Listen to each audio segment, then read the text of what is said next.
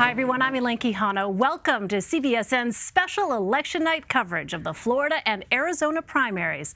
This is the last big primary day before the critical November elections. Tonight's results will decide midterm matchups for governor, Senate, and the House. In Arizona, polls will close in just about an hour. The state's Republican Senate race has received enormous attention. It features 3 candidates who have vied for the president's endorsement but have not received it. They are running to replace GOP Senator Jeff Flake, who is retiring. The races in Arizona are happening in the shadow of Senator John McCain's passing. The longtime Arizona Republican seat is not up for grabs tonight, but his death has put a spotlight on the future of the Republican Party. Meanwhile, in Florida, polls are closed and results are trickling in. The state's Republican race for governor has been seen as a test of the president's endorsement.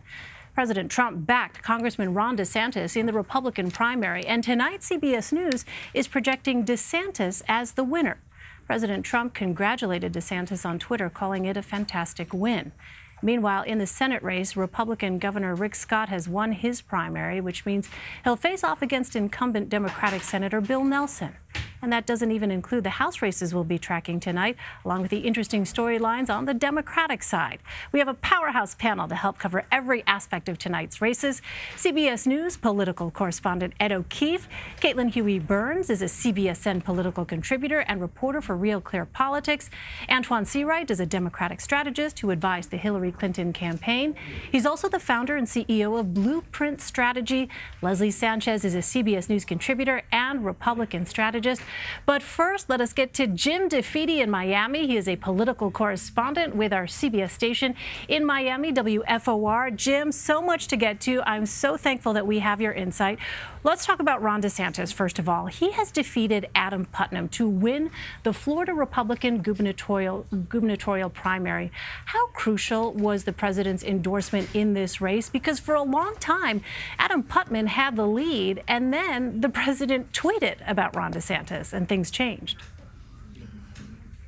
Oh, the difference a single tweet can make. Yes, Ron DeSantis was behind, and then suddenly the president came along, supported him with a tweet. That tweet, though, had a lot of effects. One of the effects it was that it gave a signal to Republican donors, big donors, across the country to start donating money to Ron DeSantis. That proved very useful for him. But also, Ron DeSantis was very familiar with the GOP-type primary voter. He's a regular fixture on Fox News. He ran a campaign of largely going, not operating a ground game, but going through the air. He had that ability to do it. He embraced Donald Trump. He never shied away from Donald Trump. It got him the Republican nomination. Now we'll see what it does in the general election when Democrats will try to hang Donald Trump around his neck. All right, control room, is this a live picture that we're looking at of Ron DeSantis? Let's go ahead and listen in. Jim, are you okay to listen to Ron DeSantis for a moment? What you need to do to be able to realize this vision is exercise leadership. Not every people, in fact, most people who get elected to public office are not leaders. Most of them are politicians. A leader is somebody who's willing to do what's right, even when it's not easy, even when it's politically difficult. And if you look at my track record from athletics to the military to fighting to drain the swamp in Washington, I've been willing to take the tough stands, the principled positions, even when it was detrimental to me politically. I had more money spent negative on me than all the other candidates in the race combined and governor on both sides of the aisle. But that's fine. I'm willing to stand up because I know standing up for the people of Florida is the right thing to do. So I believe there's no limit to what we can accomplish here as long as you have the courage to lead. And I pledge to you as governor, I will work my butt off to accomplish great things for this state. I will show the courage to lead. And we'll keep Florida great, and we'll make it even greater. God bless you guys. Thank you so much. Thank you. Thank you. Thank you. All right, there you heard him, Congressman Ron DeSantis there in his victory speech. Speaking in Orlando, Florida, Jim DeFede, you're still with us. Tell us what the strategy was, the strategy that allowed him to be a victor against a candidate who was very much part of the establishment. Adam Putnam is a name that is well known in Florida politics. Well, unfortunately, being part of the establishment doesn't get you very far these days in the Republican Party, and especially here in Florida.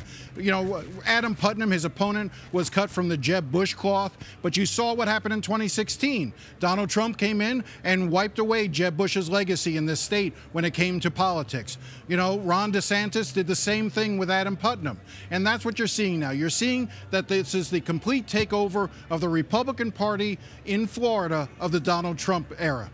And we saw, in fact, President Trump come to Tampa and actually rally on behalf of Ron DeSantis. How much of a factor do you think that may have been as well? No, it's going to be, that was a big part of it, and I think you're going to see the president down here a whole lot. What'll be interesting is the dynamic. Ron DeSantis will embrace Donald Trump. Ron DeSantis will campaign with Donald Trump. It's going to be a little trickier for Rick Scott, who will be the Senate nominee trying to run against Bill Nelson. Scott has tried not to necessarily distance himself from Donald Trump, but he hasn't embraced him the way that Ron DeSantis had. So there could be some interesting jockeying in terms of what events the current governor goes to in his Senate race when it comes to the president in Florida. But I expect to see the president down here a lot. Let me ask you about the Democratic side when it comes to the governor's race. Gwen Graham was considered the favorite, but Andrew Gillum is exceeding expectations. How surprising is that to you? Look, Andrew Gillum is more than exceeding expectations. Latest numbers I saw before I got wired up, he's winning. He's ahead right now. This could be one of the biggest stories in the country tonight is Andrew Gillum, an African-American who is not a millionaire. Every other candidate on the Democratic side was. They even had a billionaire running along and proving that he could win this race. Now, there are three factors that I think played a key role in Andrew Gillum's surge and why he's in the lead right now. We're not calling that race for him yet, but he's ahead right now by a substantial margin.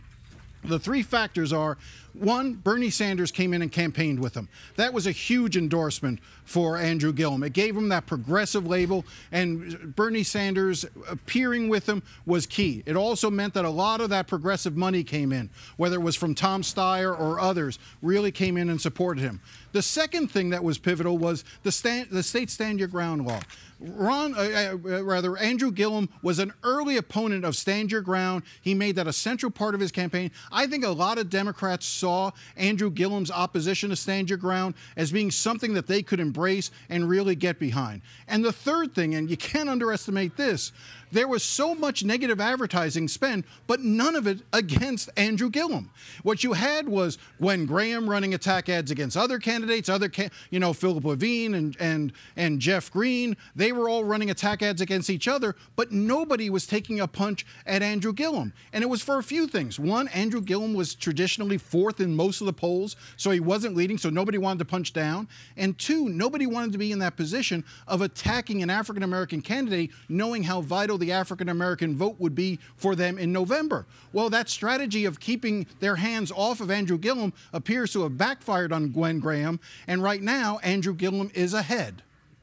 Jim, we've got Ed O'Keefe here who wants to ask you a question. Go ahead, Ed. Well, Jim, if the conventional wisdom leading up to today was that it was going to be Gwen Graham, who is seen as sort of a moderate, more experienced political figure, running against Ron DeSantis, the 39-year-old congressman who basically won the Republican primary by appearing as often as he could on Fox News.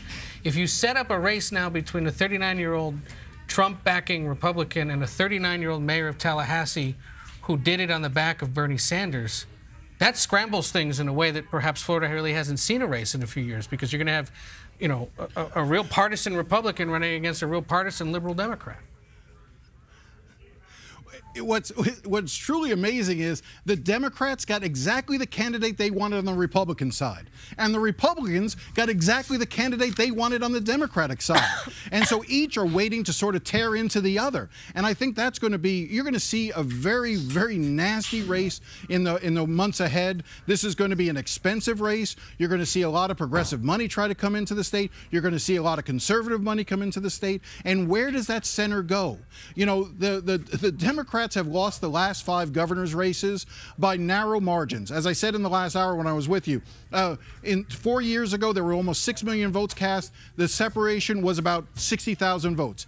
8 years ago, there was a little more than 5 million votes cast. Again, it was about 60,000 votes. The thinking has always been the Democrats appoint or elect a moderate Democrat to run in the primary, hoping that they could draw voters. Well, this scrambles everything. The argument that Gillum has always made is that we've done enough with nominating moderate Democrats to try to draw off Republican voters. What you needed to do was nominate a true progressive, energize that progressive base, bring out Hispanics, bring out blacks, bring them to the polls, and win much in the same way that coalition that Obama was able to do to win the state of Florida when he ran for president. Arguably, it's the same argument that Stacey Abrams was making just to the north in Georgia, that if you can bring out Democrats, you can win a statewide race. So we'll see if it happens in Florida. The other thing to point out, and I know you know this stuff well, Jim, is today's actually the last day of voting in Florida, and nearly 2 million ballots had been cast as of yesterday, which is a huge sum and more than usual in a midterm year, right? No, we are seeing a level of excitement throughout the state, record-breaking. I know that in a number of counties I looked at before coming on, they are setting record turnout in those counties. I'll give you the example of Miami-Dade again. I looked at the numbers in Miami-Dade. You know, the vote among Republicans in Miami-Dade is up 31%. You would think that's great for Republicans until you realize that the Democratic vote from 4 years ago is up 71%. So you're seeing excitement on both sides. The notion of suppressing the Republican vote or not being able to get out. Look, there's going to be this is going to be a major election in November. I've heard one of your guests earlier talk about this being the most consequential midterm election in his lifetime. I feel the same way. I think this is a lot at stake. I think that the idea that you could lull voters into not turning out is a mistake. It's going to be a high turnout election, and just like in presidential elections, it's going to come down to a razor-thin margin, I think, in November. Jim, before we let you go, let's turn to the Senate race. Republican Governor Rick Scott has easily won his party primary, setting the stage for a highly anticipated race against incumbent Democrat Senator Bill Nelson. How rare is it to see a sitting U.S. senator square off against a sitting governor? I think that's pretty rare, but more importantly, you know, Rick Scott has the money to make this a really competitive race, and most of the early polling has Rick Scott ahead. And Bill Nelson, a lot of people are wondering, what kind of a campaign is he running? Now, his staff always tells me they're holding their powder, they're keeping their money. They know they can't outspend the Republicans, so they're keeping their money back until it really counts, starting in September and then into October. They'll be on the air. But right now, the governor has had tens of millions of dollars of ads attacking the sitting senator, basically trying to make the argument that he's too old. He's actually called him confused at times. So you're going to see this turn into a nasty race as well. And if I could just throw one other thing, I think over all of these races, you're seeing the Stoneman Douglas tragedy play out as well. And you're going to see this in congressional races. You're seeing it in the Senate race. You're going to see it in the governor's race. And let me just give you one example. In Broward County, normally we don't spend a lot of time looking at school board races nationally, but one of the parents of the Stoneman Douglas tragedy, one of the parents who lost a daughter in Stoneman Douglas, was elected to the school board. She's a political neophyte, never had any experience whatsoever. She ran. She now will serve on the school board. It's a new day, and this is going to be an interesting issue in a lot of races at the local, state, and federal level. All right, Jim DeFede with CBS Miami station WFOR. Jim, thanks very much for your analysis and insight. Anytime. All right, let's turn to our panel here and talk about some of what we just heard there. Ed, I thought it was interesting, you know, the fact that Bill Nelson doesn't have much in the way of name recognition. Can we talk about that? I mean, that is something that would appear to be something of a little bit of a mystery because... Well, it speaks to Florida. Remember, this is a very transient state where you have retirees cycling through every few years, and when you're on the ballot only once every 6 years, there's inevitably going to be churn in a state that, let's be honest, they move in, they die, and a new batch of retirees move in. I mean, that's what it is. And send that mail to Ed O'Keefe, CBS's political correspondent. Part of it. Okay. The other transient part this time around is that you do have an influx of people from other states. You have a lot of Puerto Ricans who've moved into the state. If they register to vote, they become a potential factor. But it's hard. I mean, this is a state that in one way or another touches 10 media markets. You have to spend upwards of 8 figures in order to advertise effectively in the state. And Nelson, frankly, doesn't have that kind of money. Not in a year when Democrats have to defend 10 seats in 10 states that Donald Trump won in 2016. They've got to pick and choose. And as is often the case, they're waiting until the last possible moment to decide whether or not they have to throw all their money into Florida or let Bill Nelson wither on the vine and fight for himself. So let me ask the Democratic strategist here, Antoine, what about that as a strategy? You do have an opponent in Governor Scott that has very deep pockets here. What about this notion that they're maybe holding back a little bit and sort of trying to be very strategic about how they spend their money? Just like Andrew Gillum, when it comes to Bill Nelson, when people count him out, he will teach people they don't know how to count. And I believe that about him. Look, I think Ed is right about the transit population moving in and out of Florida, but what you can't underestimate is the fact that primaries are like scrimmages. They determine who's going to be on the field for the big game in the general election. And what plays you run for the big game will determine who wins. Now, Rick Scott and Bill Nelson have to have policy discussions in order to convince voters to vote for them. The fact that the governor of Florida failed to act on many fronts to help the people of Florida, it's going to be a liability for him in November. And he has to convince moderates as well as the extreme wing of the Republican Party to come out and vote for him while he 2 steps away from President Trump. That's going to be difficult. The fact that if Gillum is the winner of the primary for governor, you're going to have a surge in black and brown turnout for the simple fact that they're going to come to the rescue of their own. You can't underestimate that. The other thing you cannot underestimate is the newfound love with young voters in Florida who are disappointed in the Republican establishment for failing to do something with gun violence. Let me ask Leslie on Governor Scott, because I see President Trump has tweeted congratulations to both Governor Scott and to Congressman Ron DeSantis.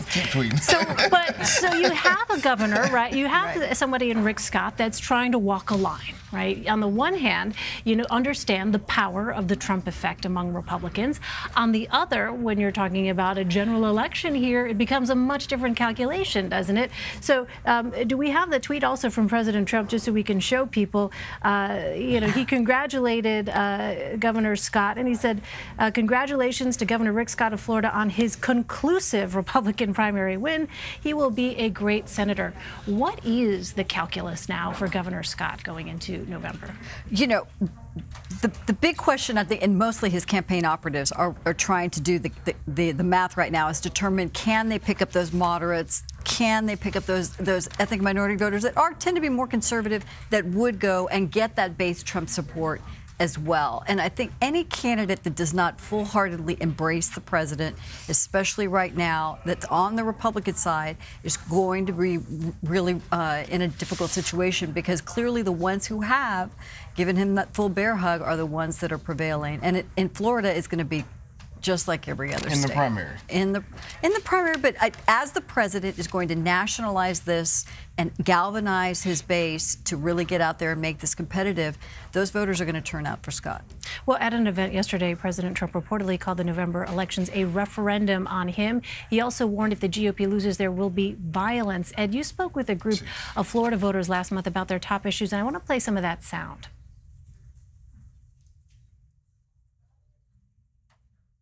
Immigration, healthcare, and the economy. Okay. Those are my top 3. Why are you going to vote? Immigration. We need to keep the House and the Senate, and possibly even increase the numbers in both houses of Congress so that Trump can get his agenda pushed through. So more Republicans in Congress would help make it happen. Well, it wouldn't help make it happen. What's the #1 issue driving you to the polls, Carlos? The silly talk by the Democrats of impeaching the president. So you want to protect the president. So it's protecting the president then. That's something very, very important. And I want the economy to continue the way it's going. And I think with more Republicans in Congress, the president will be able to pass his agenda more freely. You planning to vote? Yes. What's the main reason why? The main reason why is just to vote Democrat. I think that, unfortunately, it has shifted to the right. We don't have the executive branch, we don't have Congress, and we don't have the courts. And the checks and balances is not, it's skewed one way. So has this election become a referendum on President Trump? Down there it sure has. And I tell you, in my travels to Florida, Arizona, Ohio, Vermont, it comes up unprompted. You don't have to ask anymore. The voters are bringing it up for you. And so whether Republicans and Democrats like it or not, he's going to be an issue. He's going to be on the ballot, which is why the races in Florida for governor and Senate could be really interesting, since he's so closely aligned now with both of the GOP nominees there. It was telling. We'll talk tonight. We'll hear talk in the coming weeks about guns in Florida, especially in South Florida. That was a gathering of folks in Coconut Grove, just outside Miami. And I asked them about Parkland, which had happened about an hour to the north, and whether or not it was going to be an issue at all. And to a person, the Democrats, the Republicans, they said, no, we don't necessarily see this moving the needle at all in terms of those students from Parkland High School traveling the country trying to make it an issue. Maybe that's disproven in the results if Andrew Gillum prevails and we find out that people showed up in part because of his opposition to Stand Your Ground and to the state's gun control policy. But it was telling that that issue was dismissed. But immigration, whether or not to impeach the president or protect the president, and the economy, certainly on the minds of voters down there. Yeah. We also have to consider how much the president is going to be active on the campaign trail. Just last week, we were talking to White House officials who said that this president wants to be more active than Obama was last time around. He loves campaigning. We know that he relishes the opportunity to go out on the campaign trail and mostly defend himself and be in, welcoming crowds and talk about things that he wants to talk about, which may not be things that most Republican candidates want to talk about. But he will be very active, which, of course gives Republicans an opportunity to rally up their base, but comes with the risk of doing more to rally up the other side, if that's even possible at this point. But just keep that in mind. He's going to be spending a lot of time in Florida, as we know. Of course, he visits there in the winter anyway at Mar-a-Lago. He loves that state. He loves going there. He loves Ron DeSantis. He's going to be campaigning a lot, which is something to consider the president's activity. Antoine, can we talk about Gillum a little bit more here? Because I think what's happening is really interesting. And after listening to Jim DeFede describe those sort of three things he said that were factors: Bernie Sanders campaigning for him, the opposition by Gillum to Stand Your Ground, and also the fact that among the negative ads, none of them were targeted at Gillum. But there are questions about what is the proper approach here nationally, right, for Democrats. Is it to be in tune more with those progressive kind of ideals? Is it to be more moderate? Is there a takeaway that can be applied if, in fact, Andrew Gillum is able to emerge victorious about what the proper approach for Democrats nationwide should be? So a couple of things. I don't put labels on Democrats, because I think you take the yellow dog, blue dog, pink dog, whatever you want to call it, progressive, non-progressive, we're all just Democrats. And so I hate labeling people under the tent called the Democratic Party, number one. And all those things are true that the gentleman referenced. However, you can't underestimate the fact that the type of campaign he ran.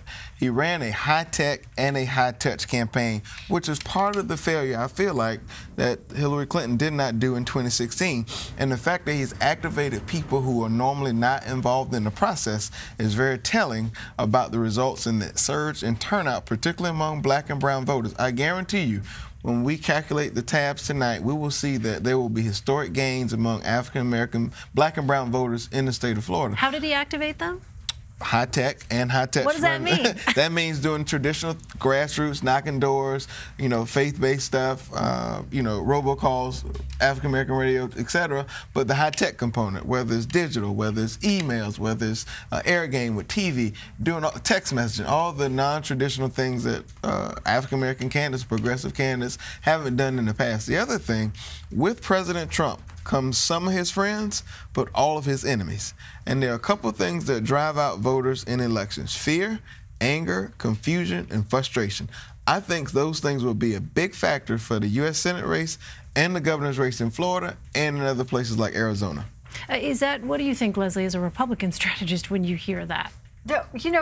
Consistently, I think as we come back and we kind of do the assessment of all of this, the candidates, these charismatic, and even the other primaries we've seen, the charismatic, dynamic, high touch point, retail politicking that get to know and really do the shoe leather. I mean, if you take, for example, we were talking about Florida 27, the seats held by Congresswoman Ileana Ros-Lehtinen, and Donna Shalala should be a shoe-in there. You had a lot of Republican establishment candidates back out. They didn't think they could raise money against her. And people think that she took more of a lazy, laid-back approach as compared to the Univision anchor who's gone out there and really been very present, dynamic, and is really getting a lot of attention. I think as the cards fall, fall. And we see this, it's going to be these individual dynamic candidates that use a combination of technology and retail politicking to get past the noise. But on the Republican side, we can't discount the president's effect, the Trump effect, of galvanizing and at least drawing the attention and the money to get them to that next level. You want to say something? Yeah, but that could backfire too. I was going to say, well, that was going to be my question. Is there concern about energizing Democrats for the very reasons that Democrats are going to be? The Democrats have had 2 years. So you think it doesn't matter? Yeah. No, every day you think you can't get more excited one way or the other. Even as Republicans, we're like, this is not really happening in America. So every day people are excited about what's going to happen next in the election. The question is, are there viable candidates? Those were the lessons from last year. Competent, viable candidates that can really hold office and lead. I think you're starting to see a gestation of that. There's more on the right and the left. What's fascinating is the progressive side, is those candidates are able to really kind of become competitive in these races in states that you never would have seen a progressive candidate win. For candidates who are hopping in the car riding down this political road with Donald Trump, I would caution them. Because we do not know what the coming days, weeks, or months may look like for this president. I mean, keep in mind, he's got some legal issues. He's got people all around him who have rubbed up against him in many ways that could be going down from a legal standpoint in the coming days or weeks. That could have tremendous impact on his approval. That could have tremendous impact on how the public views him. That could have tremendous impact on how much he's able to garner support among his base and bring back out the voters who voted for him in the 2016 election, as well as convince people to not vote against him in the midterms. But Caitlin, I mean, haven't we seen, though, the president's support essentially remain rock solid among that 40% of voters? And for other people who are looking at the Russia situation, a lot of folks, they don't know what to make of it yet. There's been no actual conclusion by Bob Mueller. Right, and that's why we've seen the president try to create his own message around this Mueller probe, trying to kind of win the public relations battle here and influence public opinion before anything actually comes out of it in terms of the relation to him.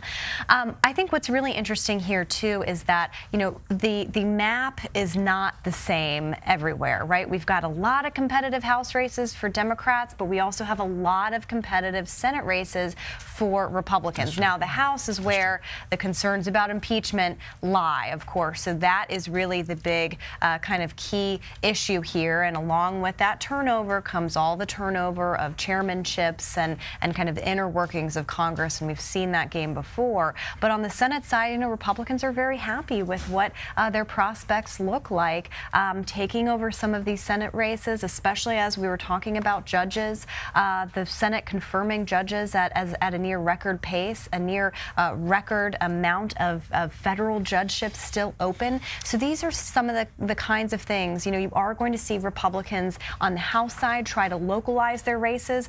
On the Senate side, they're very much trying to nationalize these races and really hitch themselves to Donald Trump in some of these states. All right, we are just getting started, but we are going to take a quick break as we follow a tight race in Florida's Democratic primary for governor.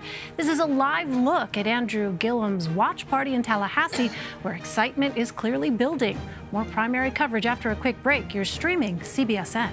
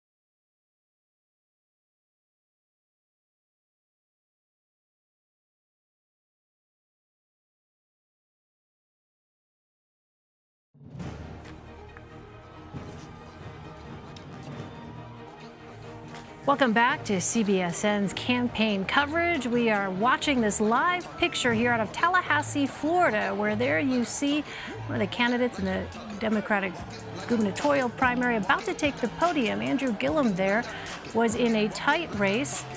We saw him there earlier. There you see the numbers. Now, we should note that other outlets are, in fact, calling this race. Are we now calling it too as well? Okay, it is a CBS News projection now. Andrew Gillum emerging there, the victor in the Florida Democratic gubernatorial primary. Now, back to that live shot in Tallahassee while we talk to our panel here. Antoine, let me start with you because we had talked last segment about the notion that there were several things that pushed Andrew Gillum towards the front that people maybe didn't even see coming. But in your view, you think it was this combination of old-fashioned shoe leather retail politics with a high-tech approach, you said, that hasn't necessarily been taken before by a candidate like him. It was a remix version. And let me say to Andrew, and I'm trying to not be emotional, but it's a historic night. Because the first time in the history of Florida an African-American will be the Democratic nominee for governor. So now for Democrats, we have the opportunity to elect the first female African-American governor in the country and now the first African-American governor of the state of Florida. That just shows you how far we've come as a country and how far we've come as a Democratic Party. The second thing is, I don't care what all the other factors are, Bernie Sanders, progressive labels, etc. You cannot discount the fact of he ran a campaign like no other. He campaigned like no other, and people showed up in ways they have not before for him. And you just can't discredit that. And when you look at places where Hillary Clinton lost in 2016, where Democrats underperform in traditional midterms, those voter numbers are up. They've registered a ton of new voters. There's a big focus on voter registration, and all of that makes a difference. Bread and butter issues, barbershop and hair salon issues make the difference. People want to know how it impacts their wallet. They want to know how it's going to impact their quality of life, and he spent his time talking about those issues while everyone else was trying to run a general election campaign. He focused on doing step one first, and I think that made all the difference. Did he talk about impeachment? He did not. He stayed focused on the things that matter. Look, because losers do not legislate. And if you can't get to step one, you can't get to step two to talk about doing all the things that people want to do once you become at the top from the winner's circle. Go ahead, Ed. Well, he's a 39-year-old mayor of Tallahassee, father of three, born in Miami. His campaign bio likes to remind folks his mother was a school bus driver. His father was a construction worker. And he is the liberal in this race.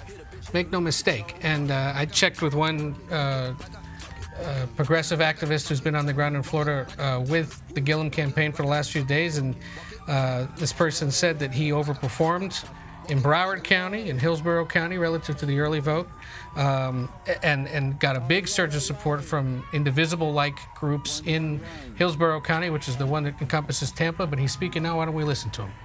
Are y'all ready to flip Florida blue? All right. Are y'all ready to flip Florida blue?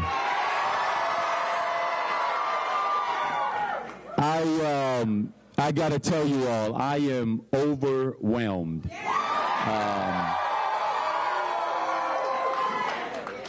You know, there were just a few people who said that this moment would not be possible. It's a few. And then there were a few more who believed that this thing was possible.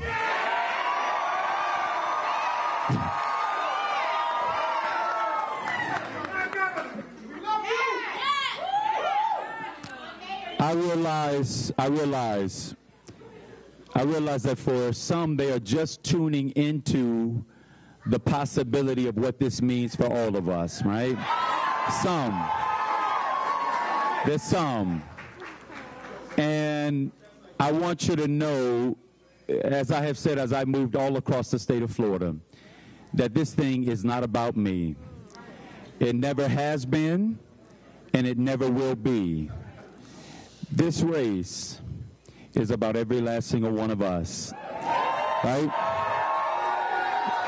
Those of us in this room, those of us outside of this room, those of us who voted for me, those who did not vote at all, those who couldn't vote for me because they may be Republicans. But you want to know something? I want to be their governor too, right? I want to be their governor too.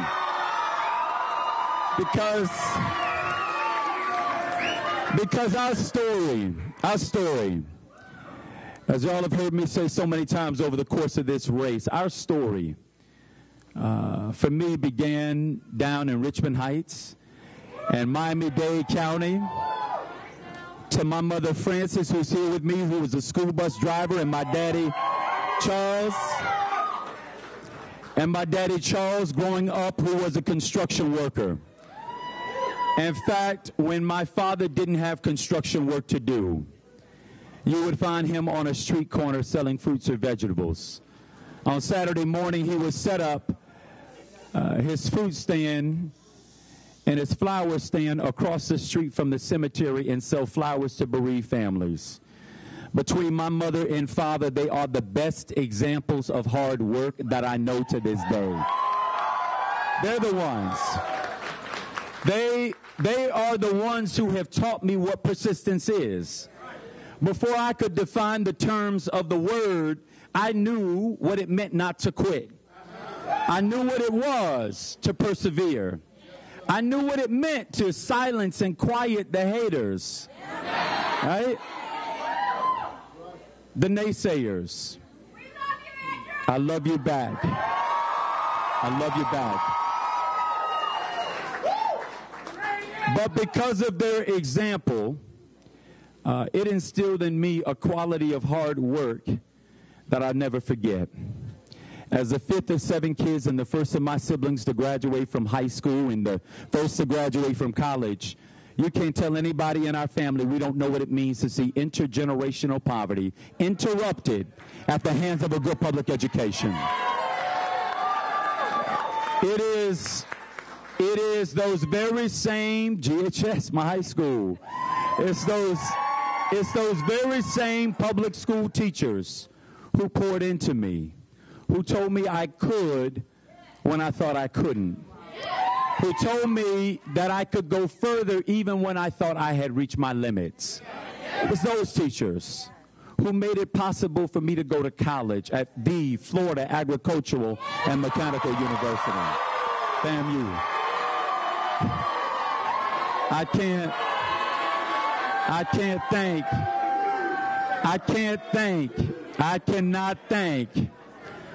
cannot thank enough my Florida A&M University family who have held me up all throughout this race. But I also can't hesitate to thank those people who didn't know me from Adam Cat, who, as I traveled around the state, they took hold of our vision and our mission and our plans for a state that makes room for all of us. Not just the well-heeled and the well-connected, but all of us. And I sincerely believe that what is going to deliver us to victory in November is the fact that there are everyday hardworking people in this state who believe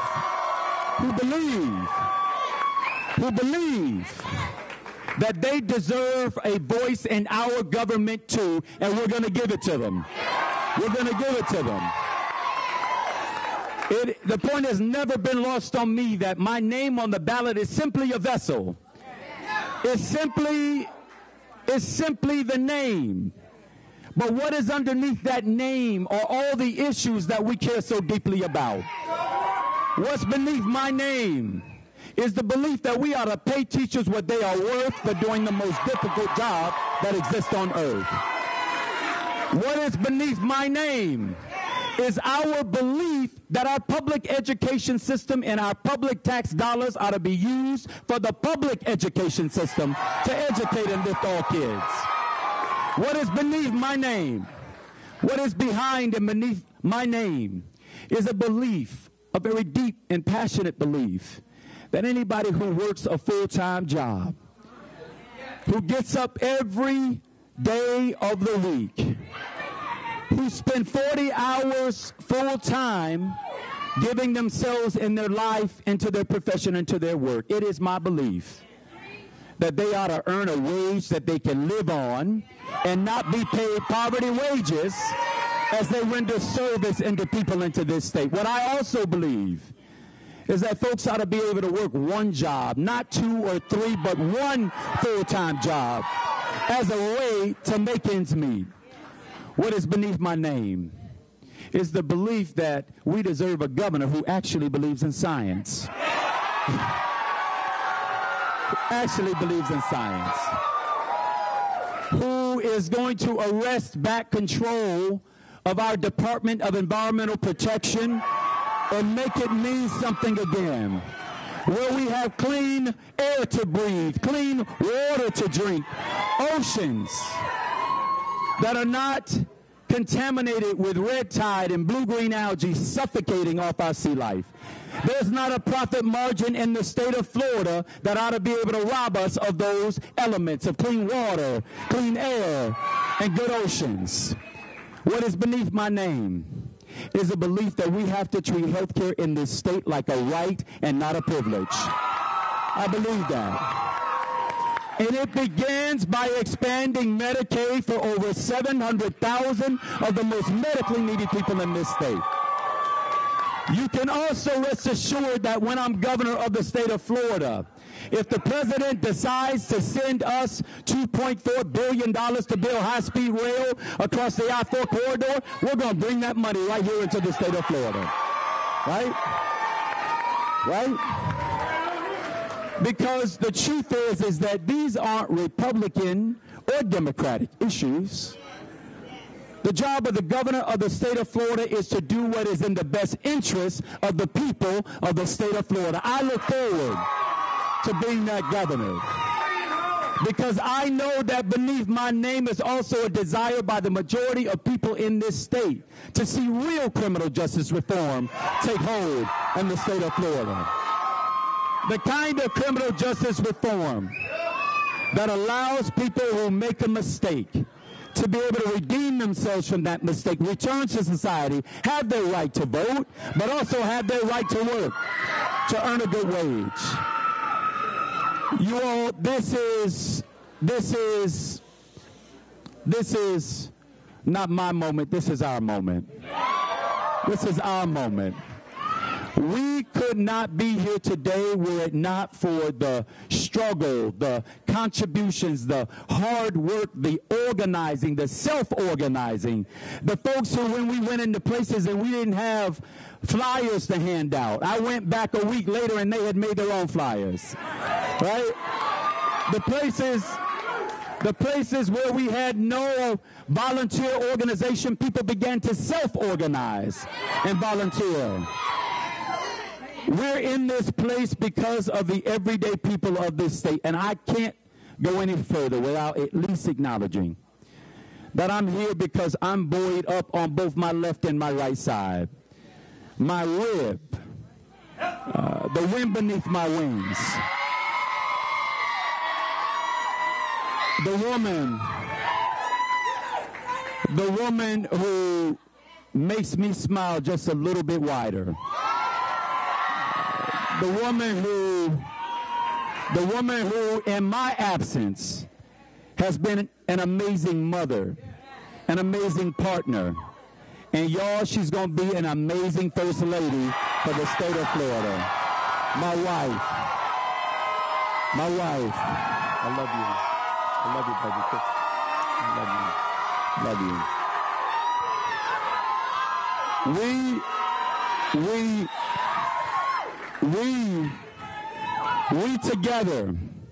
We together with all of you over the next several months are going to make our way all across the state of Florida to red counties, to blue counties, to purple counties, and we're going to unite this state in ways that are unparalleled in the history of the state of Florida.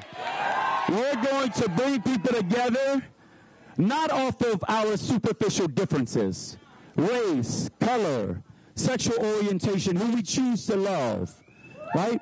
Those are not going to be our dividing lines. What's going to bring us together is our common and shared belief that regardless of where you come from, regardless of what your mother or your father did for a profession, regardless of what side of the tracks you live on, that every single Floridian ought to have their equal and fair shot at the American dream.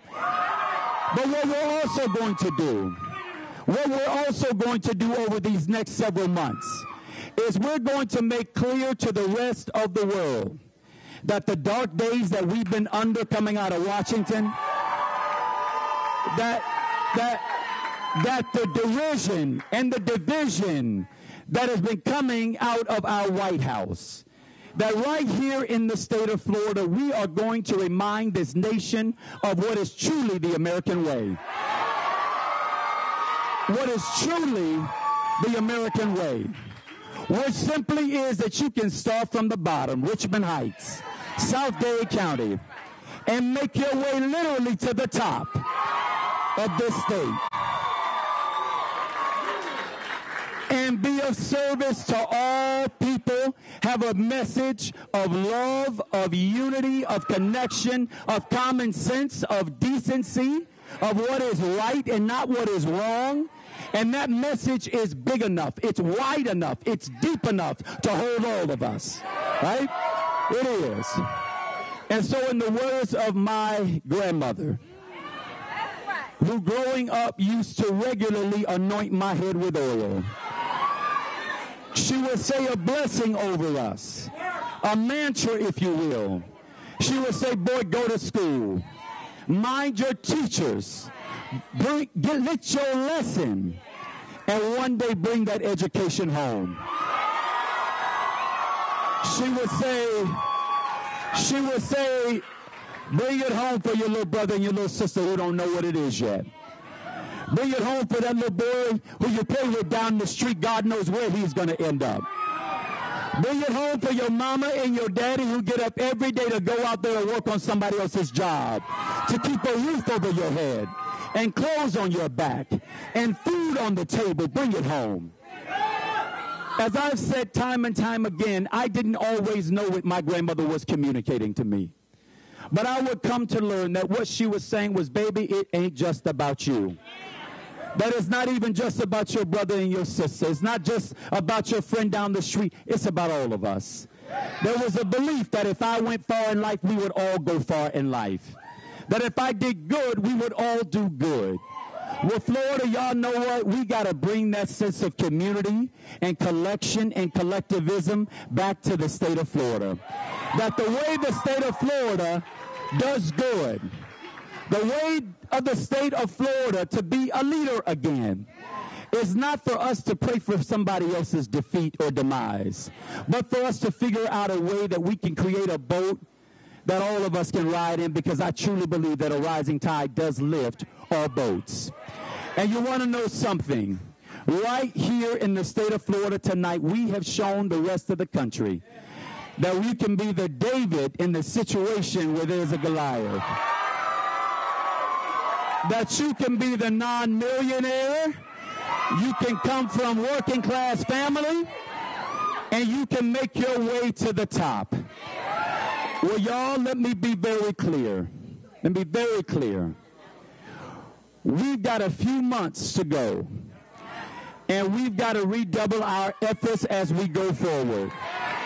We've got to get out there and organize like we've never organized before. We've got to get out there and bring all the people that we can to our side.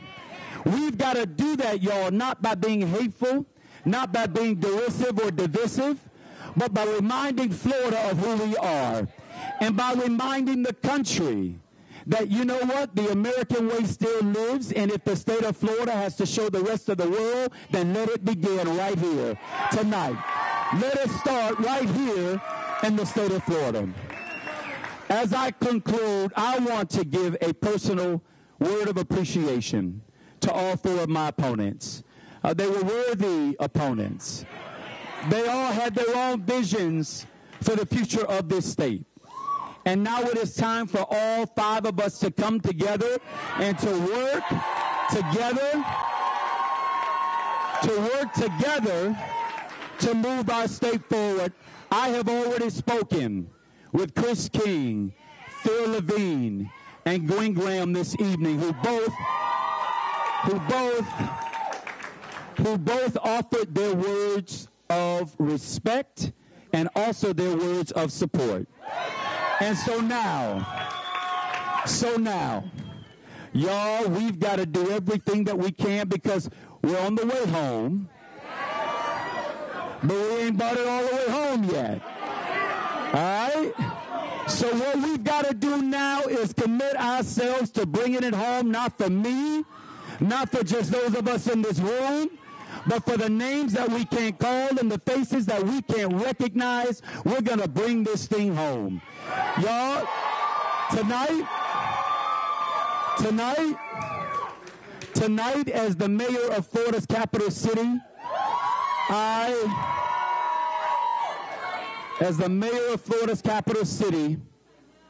I humbly accept the Democratic nomination.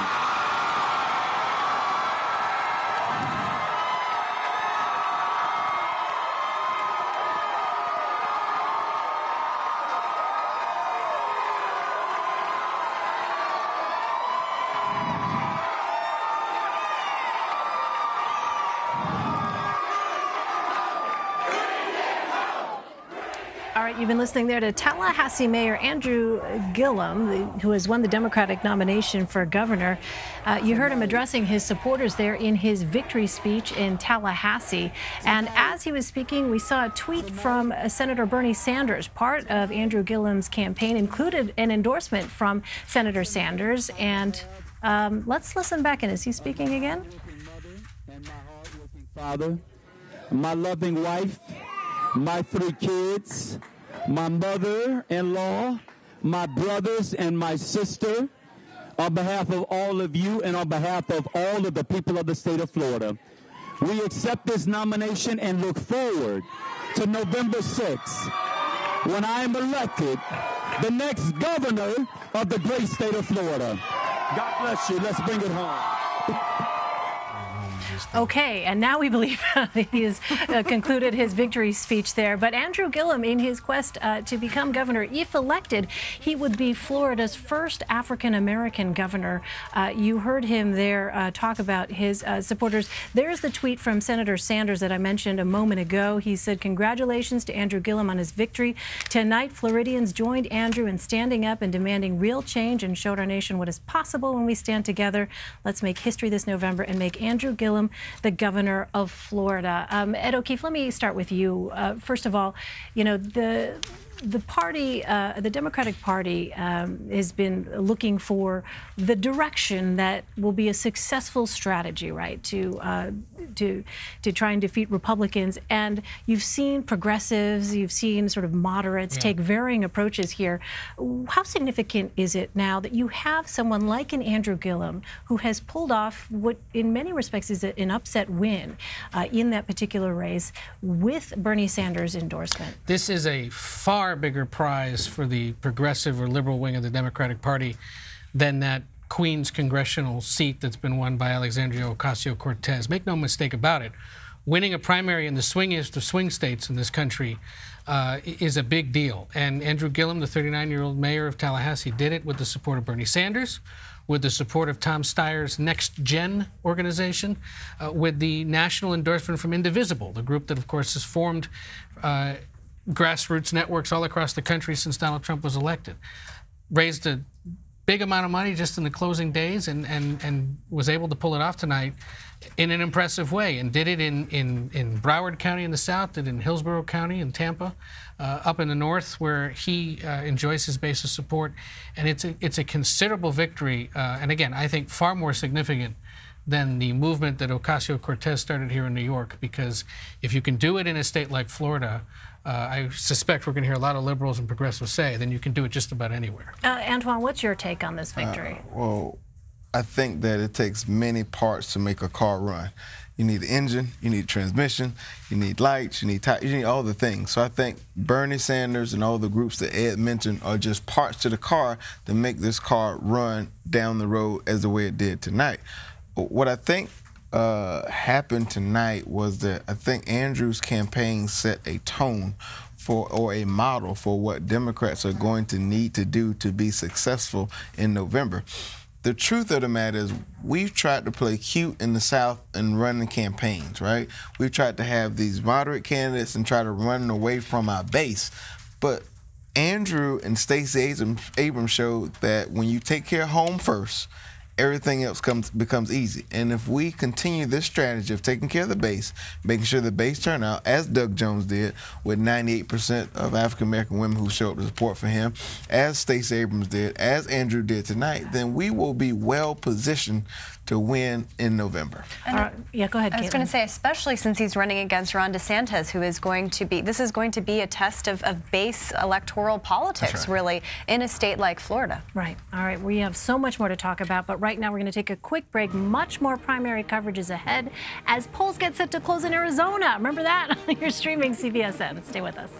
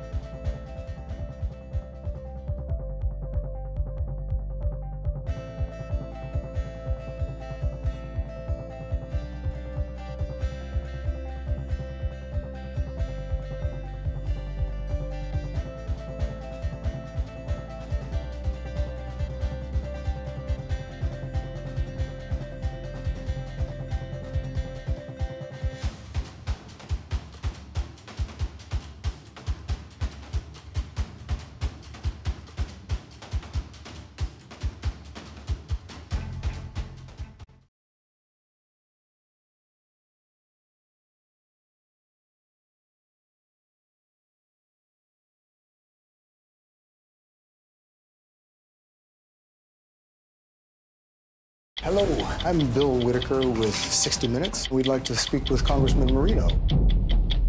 This is an industry that's out of control. If they don't follow the law, people die. We would not have known about this without 60 Minutes. I did see the report. We're going to look into the report. We're going to take it very seriously. They were just drug dealers in lab coats. You know what a chilling picture that paints?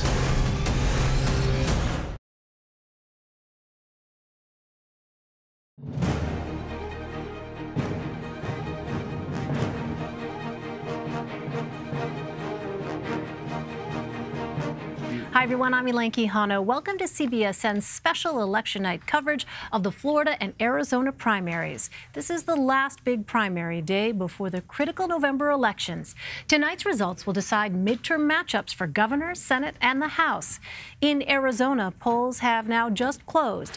The state's Republican Senate race has received enormous attention.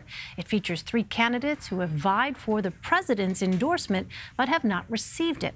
They are running to replace GOP Senator Jeff Flake, who is retiring. The races in Arizona are happening in the shadow of Senator John McCain's passing.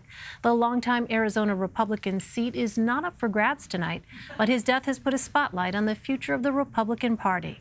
And in Florida, we are seeing the first upset of the night where Andrew Gillum has won the Democratic race for governor. He was backed by Senator Bernie Sanders and now aims to be the first black governor in Florida's history. Gillum will now face Congressman Ron DeSantis, who defeated Adam Putnam in the Republican governor's race. This primary has been touted as a test of the president's endorsement. Mr. Trump backed Congressman DeSantis and earlier congratulated him on Twitter, calling it a fantastic win. Meanwhile, in the Senate race, Republican Governor Rick Scott has won the primary, which means he'll face off against incumbent Democratic Senator Bill Nelson. We have a powerhouse panel to help cover every aspect of tonight's races. CBS News political correspondent Ed O'Keefe, Caitlin Huey-Burns is a CBSN political contributor and reporter for Real Clear Politics. Antoine Seawright is a Democratic strategist who advised the Hillary Clinton campaign. He's also the founder and CEO of Blueprint Strategy. And right now, though, let's turn to Joseph Garcia. He is with Arizona State University's Morrison Institute for Public Policy. He's the Director of Communication and Community Impact, as well as Director of the Latino Public Policy Center. Joseph, thanks so much for joining us. You recently said that by 2030, Arizona will be a minority-majority state. How would that have an impact on upcoming elections? Well, with more Latinos going through the maturation process, more Latinos will be able to vote. It's important to understand that Latinos in Arizona are a very young population, but all of them are U.S. citizens. So they will be eligible to vote once they turn 18. But many Latinos have yet to turn 18. So, the tsunami wave that we keep hearing about with Latinos having the impact at the ballot box, it's going to be smaller wave upon wave upon wave. But by 2030, there will be enough of these young Latinos, all U.S. citizens, who will be eligible to vote, who will be voting and could change Arizona from a red conservative state to a blue progressive state. So what are some of the, well, Leslie, you want to weigh in here? Sure. No, you raised some really good points about demographics. Thank you for that question. The pushback on that is that many of these young Latinos don't vote. Despite the fact there'll be higher registration, you get LULAC or many of these like civil rights organizations or activist organizations to get them to register. Are you seeing any changes in the trend to get more of these younger voters to the polls? Well, yeah, getting any younger people to the polls is very difficult. In fact, a recent study, we had a report out calling Arizona's voter crisis, and showed that half of millennials don't even register to vote. And there's 3 pools of people who largely don't vote. Young people don't vote, poor people don't vote, and people with somewhat of a limited educational attainment, say they don't finish high school and certainly don't go to college or finish college. These people don't vote either. And Latinos are overrepresented in all 3 of those categories. So it is a challenge. But when we looked at, in our report, Arizona's emerging Latino voter, we did straight line projections. So those are considering that even if nothing changes as it is today, with Latinos voting in lower numbers and registering to vote in lower numbers, the large number of Latinos who are coming up through the process, Arizona will become a minority-majority state by 2030. It's still a game changer. It just can happen sooner if more Latinos become involved and engaged in politics and vote. So given the changes that are happening, what are some of the issues that are front and center in Arizona? Well, everyone wants to talk about the immigration, but actually education is the #1 issue in Arizona. It's going to be a big decider in the governor's race. It's going to be a big decider in many of the state house, state races. Education is the #1 issue for Latinos and for all of Arizonans. And that is because Latinos know that through one way out of poverty is through is through education. Now, immigration, though, is important because for Latinos, immigration is a very real and personal issue. For many Latinos, that may mean a member of the family could be deported. It could be a neighbor. It could be a coworker, a friend. It's a very real personal situation.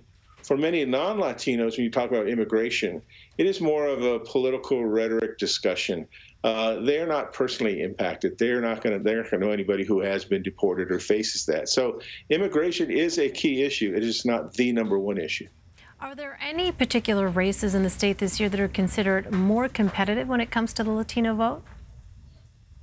Well, the way these things are set up is that Arizona has a semi-open primary system. So that means either you vote for the Democratic ballot or you vote for the Republican ballot. And our huge number of independents can choose one of the ballots. Unfortunately, only 10% of independents actually vote in the primaries, and a low number as well in Democrats and Republicans. So not a lot of people participate in the primaries, even though oftentimes the primary decides the election because we have what's called safe districts. That's one party, either the Democrats or the Republicans, overwhelmingly outnumbering the other party in certain districts. So 20 to 22 of Arizona's legislative districts are considered safe districts where one party, whoever wins the primary, is pretty much guaranteed that that nominee is going to win the general election. And for Arizona's 9 congressional districts, we're also talking about the same thing. It's there are safe districts. So 6 of 9 of Arizona's congressional districts are safe as well, where it's going to be pretty much guaranteed a Democrat or a Republican. So it's those other states that are competitive where you have swing districts and go either way are the most competition. But Democrats have taken a different philosophy in this approach, where they put Democratic candidates in races where they are safe districts, just setting it up for maybe not this election, but maybe elections to come where Democrats can fight for those districts. It'll be fascinating to watch the dynamics continue to play out in your state. Joseph Garcia, thanks so much for your time. Really appreciate it. Thank you. All right, let's turn now to Susan McManus in Florida. She is a political scientist at the University of South Florida and a political analyst. Susan, we're so lucky to have your insight because there's a lot to talk about in your state, starting with Andrew Gillum. Tell us about what you think made the difference here. How was he able to secure the Democratic nomination for governor? It was last-minute bus tour around the state, energy from Bernie Sanders, a lot of money that was poured in so that he could advertise. It was the energy, and the turnout was absolutely perfect for him in the big metropolitan areas of the state. It's also evident that he got a lot of the minority vote and the young vote in Florida, which is now a larger portion of Florida's electorate than many people believe. About 52% of our electorate overall is millennials and Gen Xers and the hashtag generation. But it's also true that over half of Florida's registered Democrats are people of color. And it was very clear that he tapped into the young vote and the progressive vote and the minority vote. That was the key to victory, and it was in the really big urban areas of the state that he piled up margins over Gwen Graham. Let's talk about the Republican side of this. You had Congressman Ron DeSantis, who was endorsed, of course, by President Trump. He won the GOP nomination. Some have suggested that despite DeSantis being able to pull off a win in his primary, that it'll be difficult for him to sort of go back to the center for the general election to be competitive in what is still a swing state. What's your analysis? I think it's going to be a very ideologically driven race because you have Gillum of all the Democrats was farther to the left and DeSantis farther to the right.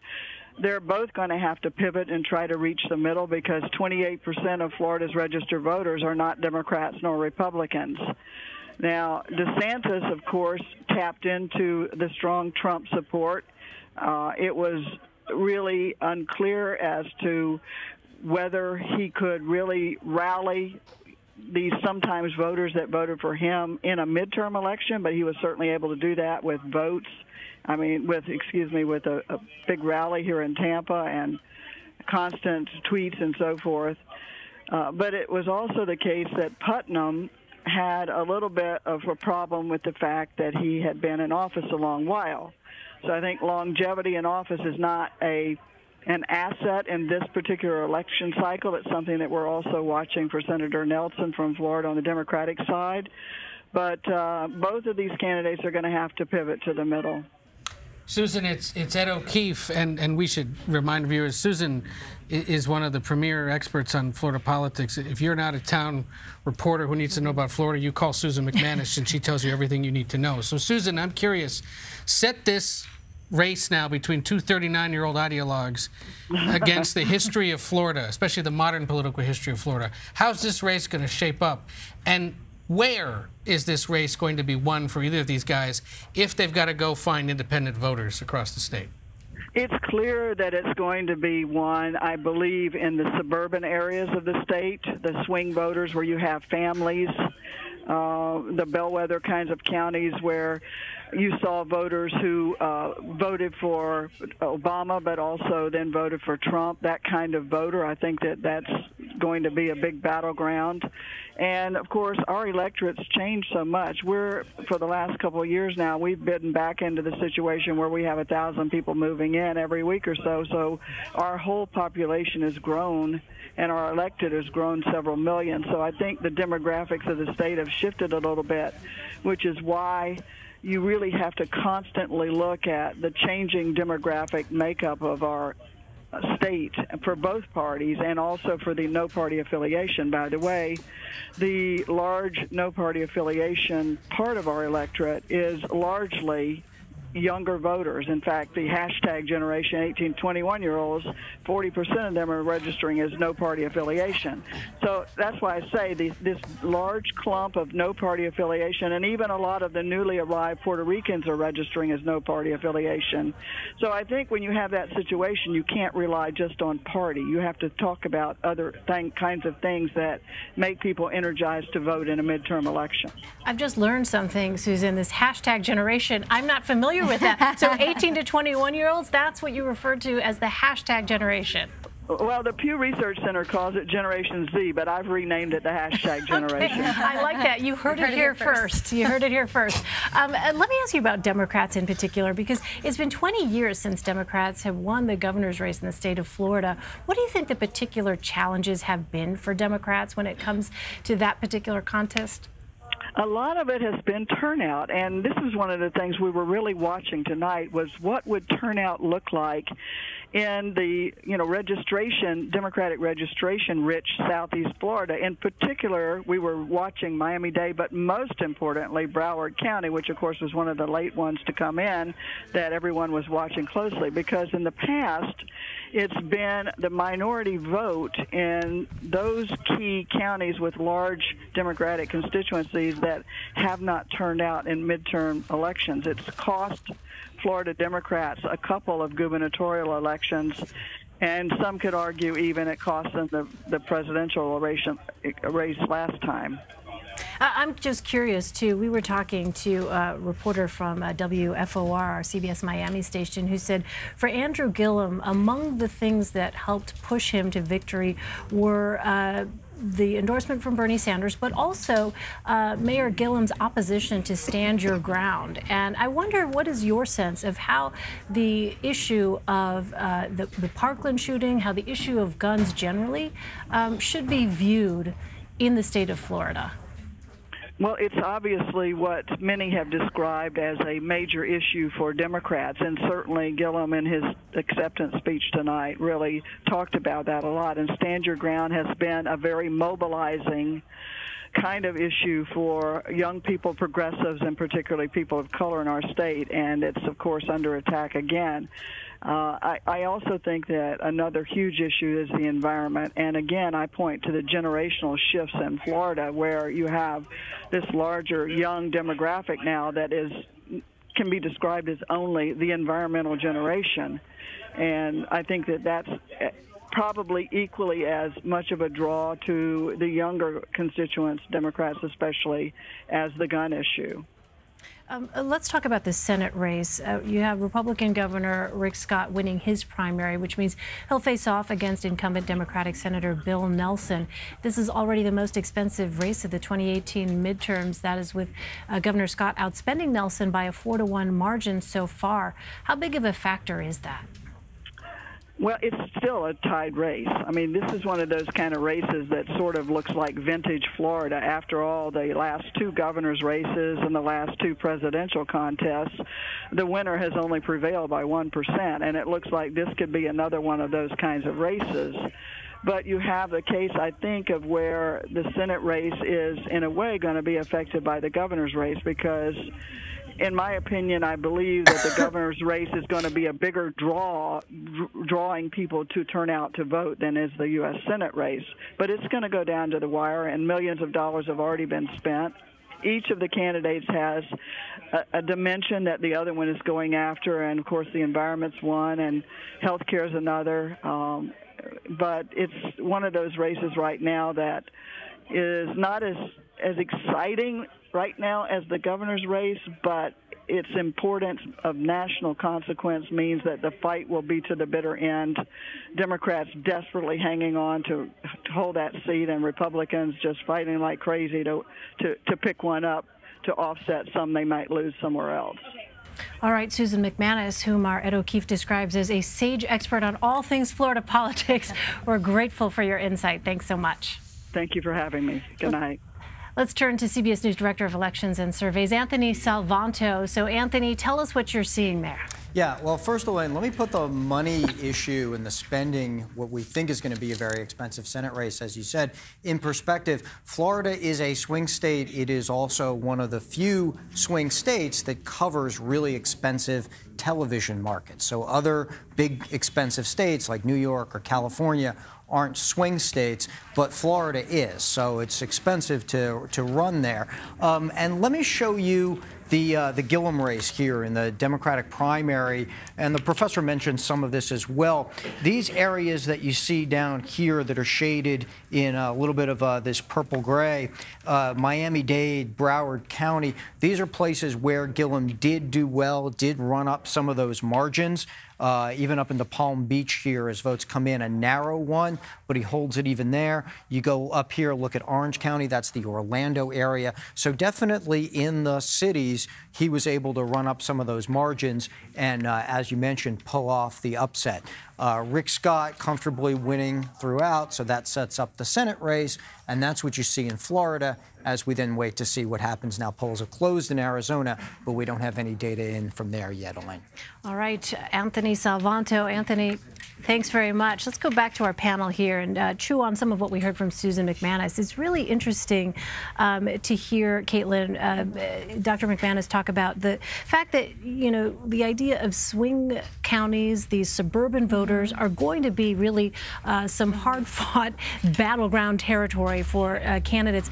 What do you think, particularly with the gubernatorial contest, what do you think the challenges are going to be for each candidate there? Well, what's really interesting, and we're seeing this in Georgia too, is this idea that it's going to be a base election on the gubernatorial level, at least. You know, you have, you know, unabashed ideologues, to borrow some phrasing from Ed here. And so that's going to be a really interesting dynamic, then paired with the Senate race. Remember that Florida, you know, all eyes are going to be on Florida because they have so many competitive races, but also in a lot of these key districts. You know, there are a couple districts, you mentioned Ileana, Carlos Curbelo is another, Republicans in districts that Hillary Clinton won overwhelmingly, trying to create their own brands in their districts, trying to localize those races against kind of the national tide. So that will be really interesting to watch here too, and those kinds of voters will be really critical in those districts too, trying to get voters to see maybe if they split the ticket, maybe if they can separate themselves from the national environment. It's going to be very difficult, especially since we know Donald Trump is going to spend as much time in Florida as he possibly can. He loves campaigning there. It's a state that he just loves being in. So that will be kind of an interesting dynamic here too. Leslie? Really interesting point, because I'm hearing from Maria Alvarez Salazar, who's the one who, the Republican, won the nomination for Ileana Ros-Lehtinen. See, Ileana Ros-Lehtinen is a moderate. She considers herself a moderate. She likes to cross, across the aisle. She works for LGBT rights. She's much more of a global leader. And it's interesting because Salazar is seeing herself the same way. What I'm hearing on the ground is she is modeling Ileana very much, the Congresswoman. She is going to see herself as a moderate, and she was asked directly, do you want Donald Trump to support you and campaign for you? She goes, we've yet to make that decision. So while this wave of Trump and Air Force One is going to be flying into Florida, it's going to be this, kind of evasive maneuvers in this district. And Leslie, you've talked about this before, this idea, and we're seeing this from Gillum tonight, this idea of being, compelling candidates really kind of winning out the day. Republicans certainly are hoping for that, but Democrats certainly have a lot of compelling candidates that they're enjoying touting that represent their districts or states specifically. We'll see if Gillum does represent his in the national turnout. I mean, I'm wondering from your perspective, Antoine, as a Democratic strategist, if you are watching President Trump come into the state of Florida and you're thinking about those suburban voters and those swing counties that Professor McManus talked about that are going to be really deciding factors here, what is your thought when you see President Trump come into the state campaigning for a Ron DeSantis, campaigning against Andrew Gillum? Well, first of all, I say game on. Because what I have realized and what we've seen just by pure fact across the country in special elections, special seats, etc., that friends will not let friends vote for Donald Trump and his party in these elections. So bring Trump on. The fact that the road for Democrats to take back the Congress or to take our country back will mean some key races in Florida.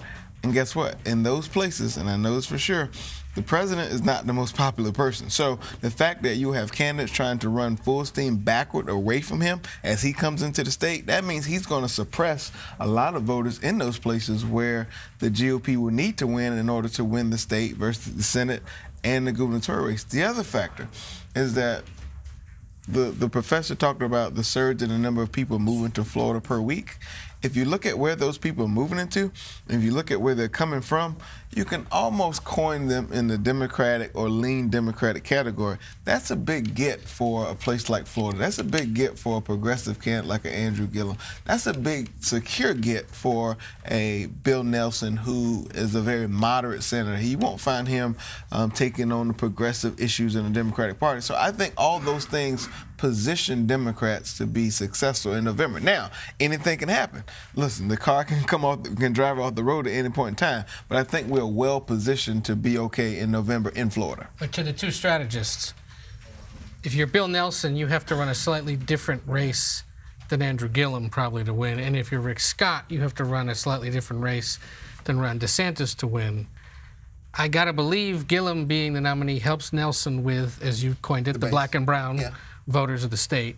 And yet, the base in general, not just black and brown, because there's some progressive whites in the state who traditionally probably would not be as excited to come out and press the button for a Bill Nelson type, because he's a very moderate senator. But at the same time, they got to go after different people. So you're not going to see a lot of consistency necessarily between DeSantis and Scott or Nelson and Gillum. For exactly the reason she talked about, that 28%, because we had a closed primary, right? Republicans vote Republicans, independents didn't have a place to go today. Right. So what are they going to look like? Are they going to be looking at this very progressive new blue Florida that is, end of ICE, Medicare for all, some of the themes that you saw?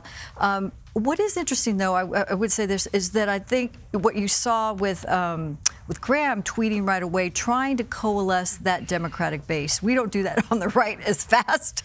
We bristle a little bit more, but they're really trying to bring what that core block of that Democratic vote is going to look like. And some independents tend, especially Florida, tend to lean Democratic. In Florida, those small percentages. So that may be the margin, Ed, that it's going to get very competitive. Are they left-leaning indies who are going to be the ones that are going to mobilize? The key for Democrats, because you brought up a very valid point, is for us to be rock solid and united all fronts. We cannot afford to have not one crack within the party. And that's what the Republicans were very successful at in 2016. In spite of all the things Trump said and done, they may have come up in the campaign, the Republicans said, you know what, we're going to vote for the party, versus Democrats. You had the progressive and the Bernie primary voters who say, you know what, we're going to vote third party, or we're not going to show up at all, or we're going to write in candidates. And in some places that made all the difference. The other thing I caution my Democratic friends about is wipe out every poll that you see, whether it's generic or whether it has whatever it says, because polls do not matter in an environment, in a race like this, because things are so unpredictable, and polls are a simple snapshot of the time. And we have to be very careful not to fall into the Hillary Clinton 2016 trap. All right, I want to ask you more about that and see if we can bring in our Anthony Salvanto on that very point, but they're telling me I have to sneak in a quick break. We're going to have much more primary night coverage when we return, including a look at what to expect come November. You're streaming CBSN.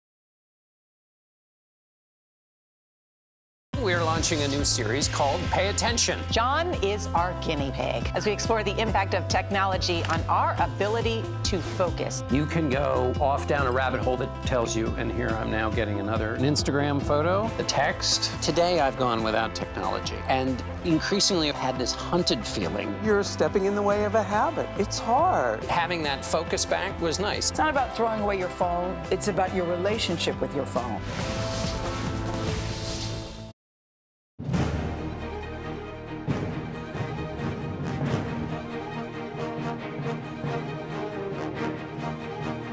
Welcome back to CBSN and our continuing coverage of the Arizona and Florida primaries. The polls are now closed in both states. And we're going to continue our conversation now and bring in Larry Sabato, the director of University of Virginia Center for Politics. And Larry, first of all, let's get your take on what we have seen in Florida tonight with Andrew Gillum and Ron DeSantis winning their respective races. DeSantis was expected. President Trump has been beating the drums for him for a long time.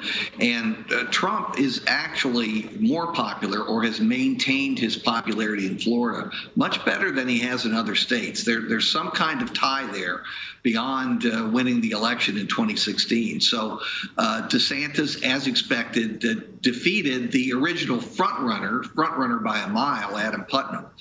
Now, an even bigger upset on the Democratic side, a giant upset. Whether it's right or not, most Democratic leaders in Florida have been pretty honest in saying they believe that Gwen Graham had a much better chance of winning the general election than Andrew Gillum. Maybe they're wrong. What it's going to depend on, in my view, is whether or not there is a truly substantial Democratic wave. We don't see evidence for it yet, and I think Anthony Salvanto would agree with that based on the CBS polls that have been out so far. Maybe it will develop closer to Election Day. But if there is a wave, think about it sweeping across the United States, and how could it miss Florida? Florida's a peninsula. So at least in this metaphorical way, I think Florida would be included, but it would have to be a substantial blue wave for Gillum to win. What gives him the chance of winning is not only the possibility of a blue wave, but also DeSantis is every bit as far right as Gillum will be considered far left. As your Florida expert who was on, she really is a terrific expert, Susan McManus. As Susan was suggesting, this is a real struggle for people who are more in the center. Do they go left or do they go right? Because they can't go middle. And so I'm curious, what are the implications of that kind of a matchup where you are going to have candidates who are not close to the middle? Elaine, it fits our mood in this country perfectly. We are as polarized as any time in my lifetime. I thought for a while the 1960s, the late 60s and early 70s would forever be the most polarized period, at least while I was on Earth. Well, wrong. We are more polarized now, I think, by a mile than we were then. And it's almost as though there is no center. The center doesn't hold. We used to say the center holds. No, the center's been blown apart. And your choices now are right, Trumpist, and left, fill in the blank. Is it Bernie Sanders, whoever's nominated? But it's going to be left versus right, and the middle will just have to live with it. Let me ask you about some of the research that you've been doing. You recently launched a midterm tracking tool with Ipsos. What did you find in terms of House races? Well, with House races, of course, some are not well formed. They tend to break later in the election period, and we've got a couple of key months to go. But as far as social media is concerned, it's interesting because it's pretty clear, again, the energy is on the right and the left. They're pushing candidates on the right and the left. The money comes in to the candidates on the right and the left. We did also discover something interesting, and I give full credit to Ipsos for this. They have a very carefully constructed way of determining what percentage of social media for each candidate is generated by bots, by these robots on Twitter. And it's quite remarkable. You can have a decent percentage. It's generally in the single digits, but when you think of the millions of tweets involved, it's pretty impressive. Well, what about the Senate and governor races? Well, the Senate, of course, depends on the map that's up in any given year. And we've gone back and looked at every single Senate map from the beginning of popular election at the beginning of the 20th century to the present. This is arguably the worst map for either party ever. And of course, it's the worst map for the Democrats. They are tremendously exposed because they have 26 of the Senate seats up, only a third of the Senate's elected. And 10 of them are in states that President Trump won by margins up to over 40%. It'll be a miracle if Democrats take the Senate. it is at least as possible, maybe more possible, that the Republicans will add seats in the Senate. So in that sense, President Trump, for his Supreme Court nominations or cabinet nominations, lower court judge nominations, might end up in as good or even better shape, even if he loses the House of Representatives, which I think is slightly probable right now. You'd have to call the Democrats at least soft favorites for the House, though that could change by November. What about issues, Larry? What are the most important issues to voters this election cycle? Well, thanks to our friends at Ipsos and the models that we've been constructing for this new political atlas, that's clear. For the Republicans, the leading issue by a mile is immigration. In other words, the Republican Party today, which is the Trump Party, it's not the old Republican Party, it's the Trump Party. They listen to President Trump. He probably stresses immigration more than any other issue. It probably helped him to get elected more than any other issue. For the Democrats, interestingly enough, the top issue is not really an issue. It's Donald Trump. Donald Trump motivates Democrats more than any single issue, though if you had to pick one, you'd pick health care. That seems to be the issue they're most concerned about. But they are motivated by Donald Trump in the sense that they want to get out and vote against Donald Trump by electing a Democratic Congress. And so, given what you just laid out there, has much changed in the way of how voters feel with respect to President Trump's approval rating? It's been remarkably stable. He had a rough first few months, or really half a year, maybe a little longer than half a year. But what's happened, because the economy has been good, because Trump has achieved some of his goals, it's satisfied the 46% of Americans who voted for him. Of course, his base, which is somewhere around 35% of the whole country, would have been enthusiastic if he hadn't succeeded in anything. They still would have been for Trump, for Republicans, for the Trump party. But what Trump has been able to do is to add back into the mix the additional percentage points that got him up to 46. And even though he lost the popular vote, as we know, he won the Electoral College vote. So he is about where he was on Election Day. I doubt he goes any further or much further. I doubt he's a majority president ever. But he's got enough to sustain his presidency, and given who the Democrats may nominate, perhaps to win re-election. So we know, Larry, that the president suggested that there'd be violence if the GOP were to lose in the midterms. I'm just curious, what do you make of those remarks from the president? Oh, I think they're just nonsensical. Who knows where he was going or why he said it? He says so many things that turn out not to be true, or for which there's no factual basis. That would be my guess. Look, you could postulate that there's going to be violence, unfortunately, and I hope it isn't true, but there could be violence as we continue along this polarized path. The more polarized we get, the more likely there is to be violence, though maybe that's my perspective living in Charlottesville. All right. Excellent point there. Larry Sabato, thank you so much for your time. We really appreciate it. Thank you, Elaine. I'm going to take a quick break. We'll have much more primary night coverage when we return, including a look at concerns about election hacking. You're streaming CBSN.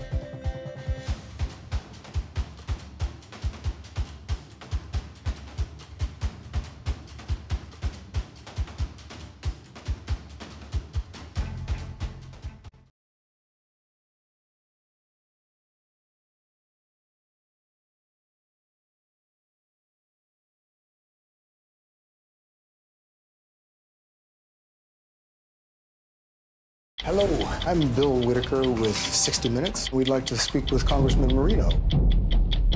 This is an industry that's out of control. If they don't follow the law, people die. We would not have known about this without 60 Minutes.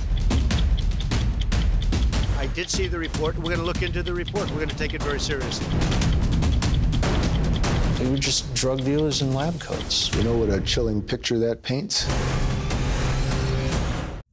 Election hacking became a hot topic in Florida's primary after a report of an 11-year-old managing to hack a replica of a Florida voting website earlier this month. But Florida election officials are pushing back against that report. Joining me now to talk about this is Dan Patterson. He's a senior producer for CNET and CBS News. All right, so Dan, break this down for us, because this was coming out of this hacking conference known as DEF CON, where you had an 11-year-old who hacked what was alleged to be a replica of a Florida voting website. What's the real story here? Yeah, so this was a replica of a site that resembled the Florida website, and it was intended as a demonstration of how easy it is to hack some websites. The confusion here came with the use of the Florida website.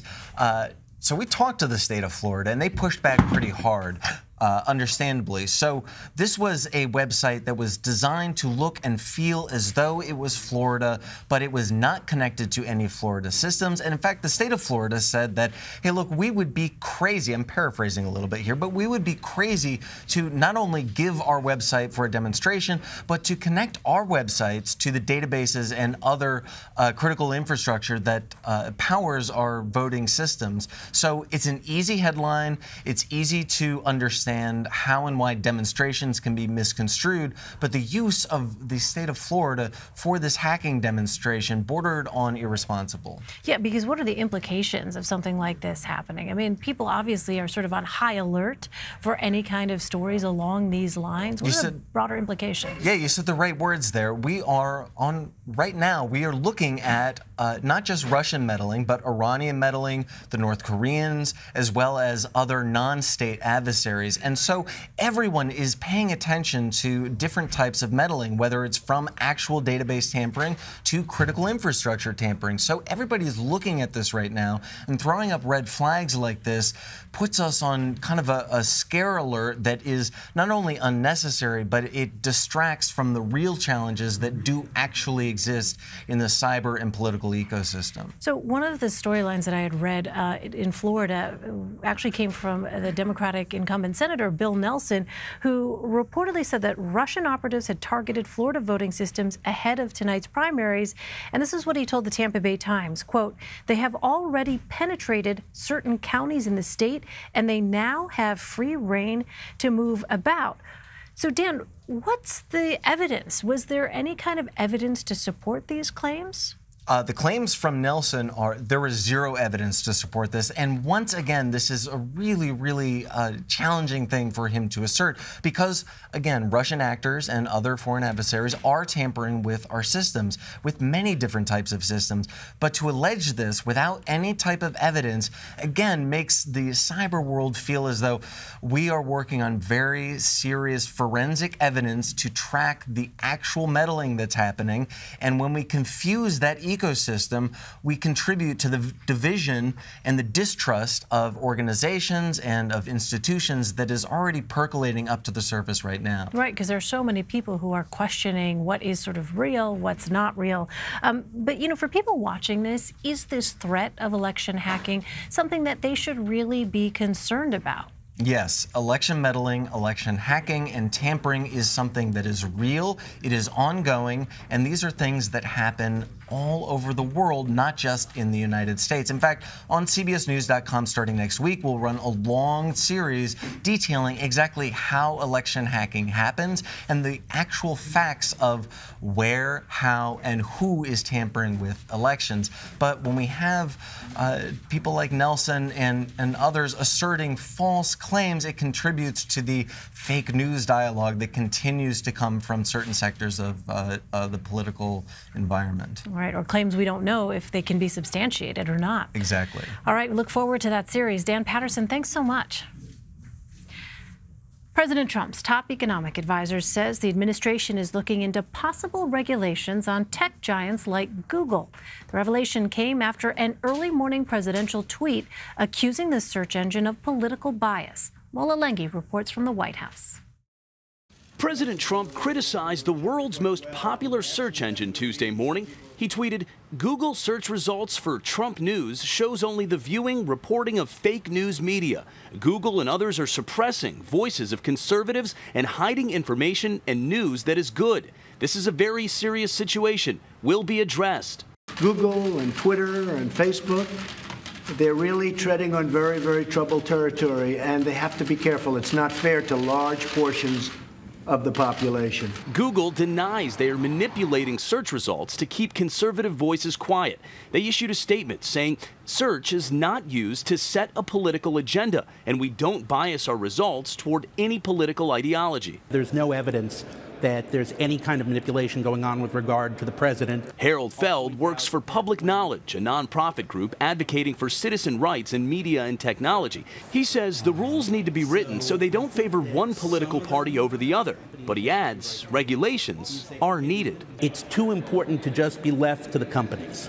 So we're still figuring it out, basically. We're still figuring it out. There's a balance between the public interest and the private interest. Democratic Senator Chris Coons says there are reasons to be concerned about the power of companies like Google, but still, he opposed the president's tweet. For the president to jump from, "I don't like my search results on Google this morning," to tweeting, "We need to regulate one of the largest, fastest growing, most creative companies in the American economy," is a bridge too far. Leaders from Google, Facebook, and Twitter will be on Capitol Hill for hearings next week. Mola Lenghi, CBS News, the White House. This, I think, is an important...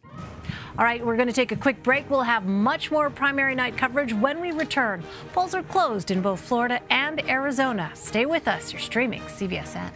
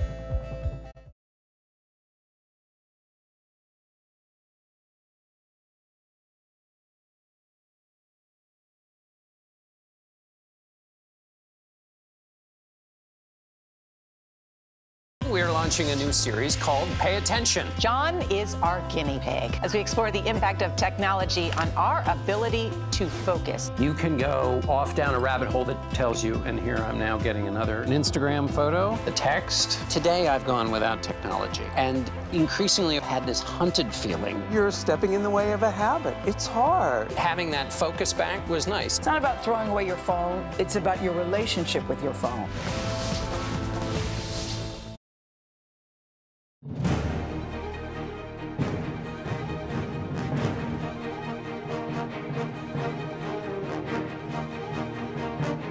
Welcome back to CBSN's special election night coverage of the Arizona and Florida primaries.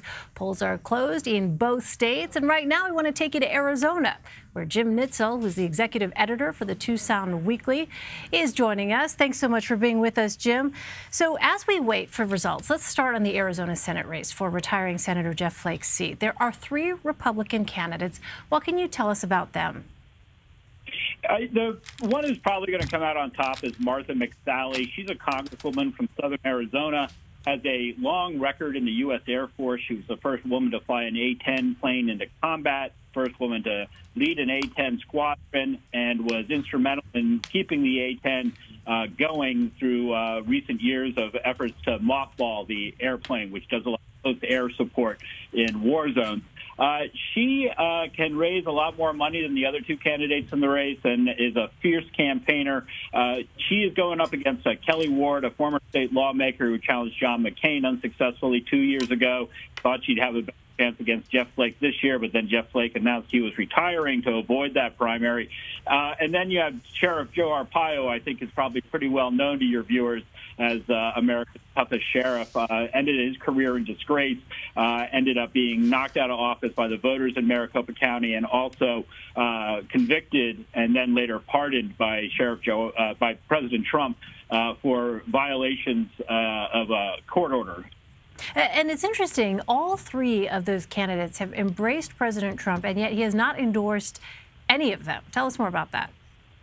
Yeah, Martha McSally, before she got involved in running for the statewide seat, served a very competitive district here in southern Arizona and actually kept her distance from Donald Trump. Didn't say if she would vote for him, did not endorse him, condemned him after the Access Hollywood tape emerged in 2016.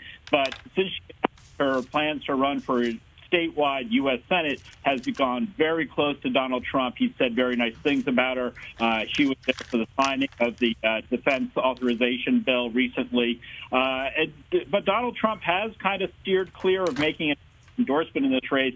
He has obviously had a long and tight alliance with Joe Arpaio, and Kelly Ward is somebody who also really sought his approval. For whatever reason, he's kind of steered clear of saying anything to any of these guys. Well, let's talk about the Democrats. Last time a Democrat was elected in Arizona to the U.S. Senate was 1988. Who are the Democratic candidates, and what are their chances?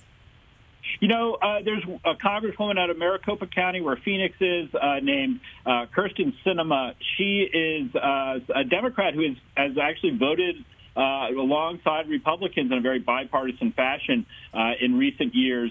I think probably prepping herself for this statewide race. Right now, polls show her leading all 3 of those Republican candidates, but that's also a split field, and I suspect after likely Martha McSally emerges in this race, you're going to see the Republicans coalescing behind her, so it's going to be a tough race. People say all the time, Democrats are going to, Arizona is a purple state, and Democrats are going to start winning here statewide again. I'm sort of in a position point where I'll believe it when I see it. Well, Martha McSally is already hammering Kirsten Sinema in a TV ad. Let's play some of that. Leading on border security, I'm leading on supporting our military. I'm working with President Trump to do everything we need to do for our country, and I'm going to keep doing that in the Senate. I think the most important thing is that I support President Trump, and I always have. I support the president from day one. Okay, so that was the wrong sound, but that was an example of what we were talking about just a moment ago, and that is on the Republican side, you have candidates who very much have rushed to embrace President Trump. Since we just heard that, let me redirect my question back to what we just heard there. How difficult will it be, given what we've just heard there, given how they have tried to tack to the right, for the eventual victor on the Republican side to then fare in a general election there in the state of Arizona? That's a great question, and that's what we're going to find the answers out to in November. But I think what's really interesting there is how much Martha McSally has embraced Donald Trump, the likely winner of this election tonight, compared to Kirsten Sinema, who's telling people, I don't really think Donald Trump is a factor in this race. I don't think this race is about Donald Trump. It's about what the people of Arizona need from the U.S. Senate. It's about moving the country forward, that kind of rhetoric. And I think as much as Kirsten would like to say that, I think it will be largely about Donald Trump. He's going to be the thing that hangs over all of these congressional and Senate and even gubernatorial races here in Arizona this year. And, this, if anything, Democrats do have an opportunity if they can capitalize on people's concerns about Donald Trump and make the narrative about being a watchdog over the Trump administration. Well, I'm told we have now that sound of Martha McSally already going after Kyrsten Sinema, the Democrat, in a television ad. Let's play that now for our viewers. Everyone remembers where they were on 9/11. I was deployed to the Middle East, led airstrikes against the Taliban, and was the first woman to fly a fighter jet in combat. I know the price of freedom. While we were in harm's way in uniform, Kyrsten Sinema was protesting us in a pink tutu and denigrating our service. The world is a dangerous place. We need strong leaders who understand the threat and respect our troops. Kyrsten Sinema fails the test. I'm Martha McSally, and I approve this message. So, Jim, I'm curious to get your assessment here. That particular approach, going after a candidate's anti-war stance, how is that likely to play out in a state like Arizona?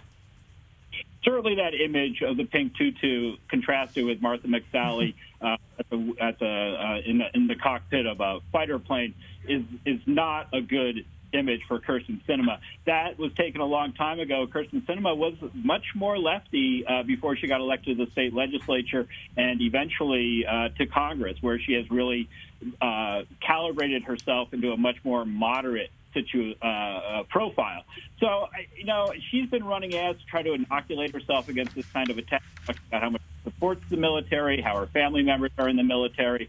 And I think, she was anticipating this line of attack right from the get-go. Again, I really think these are two very smart, very savvy campaigners, and this is going to be a barn burner of an election. Jim, of course, these primaries are happening in the shadow of Senator John McCain's passing. And I wonder, has there been an effect at all? What have we seen from the candidates in the various races? Well, that's another really fascinating element of this because John McCain, of course, was feuding with Donald Trump. And so you haven't seen very much on the Republican side of candidates seeking his endorsement, seeking his support, seeking anything from John McCain. His illness obviously plays a role in that, but when you think about it, like Kelly Ward, who's run against Martha McSally, actually accused the McCain campaign of announcing, or the McCain family of announcing that they were going to stop medical treatment to sideline campaign and to try to make her look bad, which is kind of a crazy thing to say. But Martha McSally has likewise not really tried to say much about John McCain, who was one of her big supporters during her congressional run. It's been kind of interesting, the muted sort of ask of McCain support. On the other hand, a lot of people have already voted in Arizona. We have early voting, and as a result, 70% of the people cast a ballot before Election Day. I suspect his passing is not going to have too much of an effect on what's going on today in election. All right, Jim Nitzel. Jim, thanks very much for your insight. Always a pleasure. Thank you so much. And we're going to take a quick break. Much more primary coverage is ahead as we hope to start getting results from Arizona. Stay with us. You're streaming CBSN.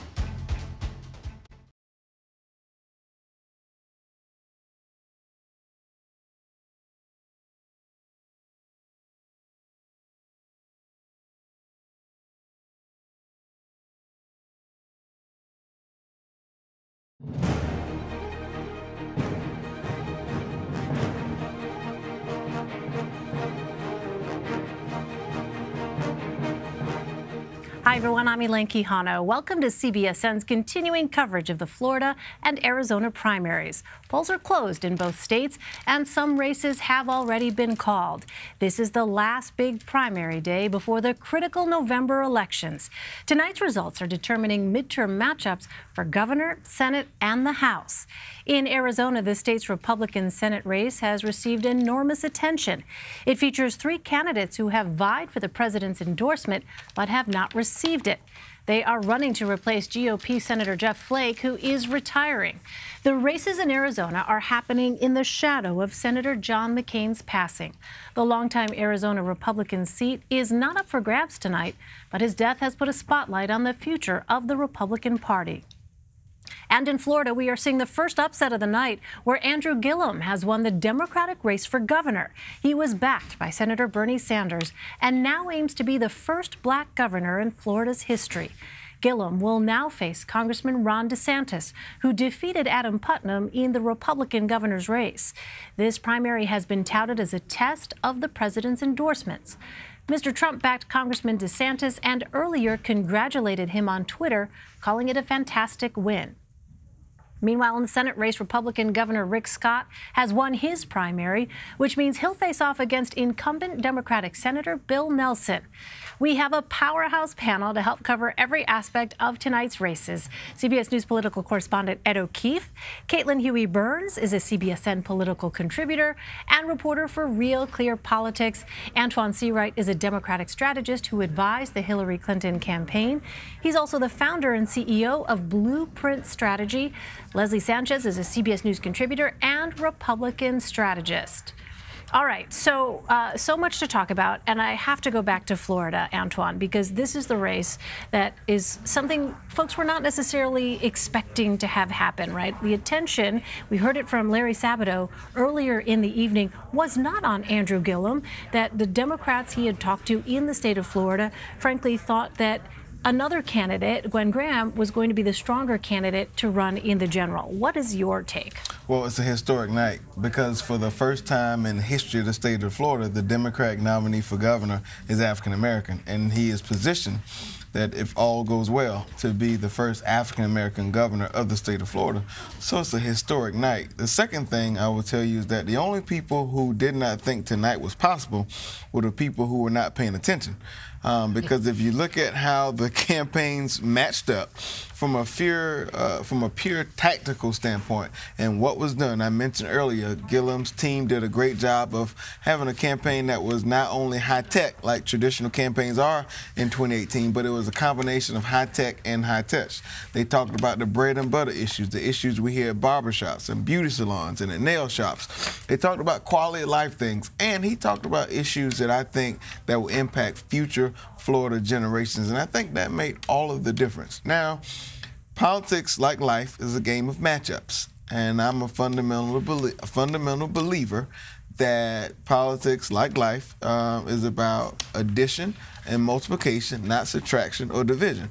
That is what makes Andrew Gillum well-positioned to shock the nation and make history once again in November, and bring along some people with him, like convince Florida voters that Bill Nelson should be reelected as U.S. Senator in the state of Florida. Leslie, though, the contrast between the two candidates, we're talking about Congressman Ron DeSantis, endorsed by President Trump, who actually, before the president's tweet back in June, I think it was behind in the polls.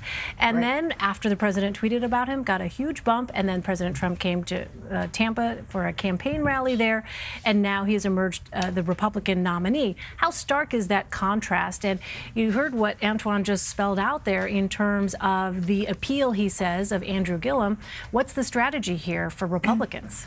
Well, definitely the party and certainly the White House is going to say the president's endorsement matters. It generated a tremendous amount of media coverage, dollars, support, and it galvanized the base to come out, during a primary.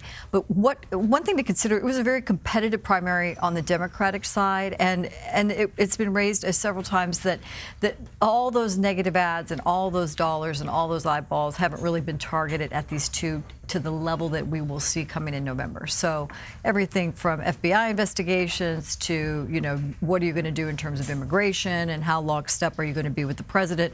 These are really things that those independent voters that we're talking about are going to have to grapple with and decide who's the fairest representation for their state. And I don't think that's going to be an easy call to make today. Because what about the electorate, Ed, the composition of the electorate we were talking about? It's a transient population and it's a relatively young population, and those younger voters tend to be independent. Well, there's younger voters in Florida, but there's a lot of older voters too. And I think what we're going to see tested in Florida, in Arizona, everywhere else, is the traditional midterm turnout model might get turned on its head if Democrats continue to show up in the numbers that they've shown up in these primaries. Be clear. Yeah, well, and that's what it's looking like, is that you're seeing more. I mean, and I've talked to voters across the country, Democratic voters, or people who are voting for Democrats, who say, you know, I don't normally show up in a congressional year. I don't normally show up to vote for governor. I only focus on the presidency. And again, they're telling us this. We're not prompting them. And they admit, I've got to do more. So I'm showing up this year. I'm knocking on doors. I'm donating money. Some are even running for office up and down the ballot. And I think if that continues, and if we see that intensity prevail through November, it's going to turn what we've thought about midterm elections on its head. And that may be just enough for Democrats to win narrowly in some races and by big margins in others. All right, let's bring in our CBS News Director of Elections and Surveys, Anthony Salvanto, who has been looking at the map there. So, Anthony, tell us about Florida. What are you seeing there? Well, as if on cue, Ed teed this up, because he's exactly right, as always. Not news there, but turnout is one of the things everybody's going to be looking for, and we're going to read the tea leaves of primaries to see if that portends something going forward. The turnout here on the Democratic side in the governor's primary is approaching, as these votes come in, what we saw in the 2016 presidential primary. Whoa. It's up over 80% now. It's going to be around 86%, 87%, I think, when all is said and done, maybe more. And, you know, that was helped. We broke this down a little bit earlier by the turnout in the urban areas, in the cities. You go around Orange County, that's around Orlando, around Miami-Dade, around Broward, etc., places where Andrew Gillum did well. But I think the key question going forward is, these are folks, like Ed described, perhaps, who vote in presidential years but don't always show up in midterms. If they're now voting in a primary, well, a pollster is going to look at that and is going to say, okay, that's probably a likely voter come November. And then the question is going to be, is there another level of voter come November who hasn't been in these primaries, who will come out, and that would take turnout even higher. But I shouldn't just talk about the Democrats here. We've also got to look at the Republicans, because their turnout here is no slouch either. You know, Rick Scott won easily, but once you get up over 1.5 million votes, now here you're talking approaching almost 70% of the turnout in the 2016 Republican presidential primary, and that, of course, was a really contested, really hot race. So Republicans are turning out here too, and I think that's right. This looks like it's going to be one of those battles as we head towards November. Not really even so much for the middle, but both parties saying, okay, you came out in 2016, you've got to come out in this congressional. So Anthony, what you're saying there is, while turnout is impressive percentage compared to 2016, we should remind voters there still are more Republicans voting in their primary today, or that have voted through early voting and today, than Democrats. It's just that the percentage of people who showed up in 2016 and showed up today, if they're a registered Democrat, is higher, which is what potentially remakes the models of turnout on both sides. Yeah, I think, you know, you want to just be careful with the comparisons here. I used the 2016 presidential primary as one kind of what I would hope would be an apples to apples comparison. When we go back and look at past midterms, this will exceed past midterms. But then you've got to factor in, okay, well, in 2014, was there a competitive race on each side? Right. Those are things that don't necessarily match up and say, you compare now to then, and it's a false comparison because maybe the Republican side, the governor's race, wouldn't have been as hotly contested on that side back then. So that wouldn't necessarily have expected a high turnout. So you don't want to make those kind of apples to oranges comparisons. That's perhaps the one that I might use as a benchmark. But even then, these are just things we're setting up as ways to compare. Look, again, I think that when we get to November, I think we'll probably see a lot of these folks who don't typically vote in midterms. Remember, in a midterm election, you might get 40% turnout. You know, that's less than half of people. If that starts to approach 50%, which would be remarkable, but if it does, then we have a very different electorate, Ed. All right, some important context. Anthony Salvanto, thanks so much, Anthony. Let's talk about Arizona. Ed O'Keefe, I know you talked to voters there. You've been all over the country, but you talked to voters in the state earlier this year about the Republican Senate race. Let's go ahead and listen to that. What do you know about the people running to succeed him? We've got Kristen Sinema. She's leading in the polls. We've got Arpaio, who is, I think, at the bottom of the polls. Right. You talking about either party? Yeah. Yeah, all of them, right? We have. Okay, well, you got McSally. Number one, I think McSally ought to stay in the district to save that seat. And she's only been in there 2 years, and to run for a higher office, I don't think she's qualified. Though, I got to say her name.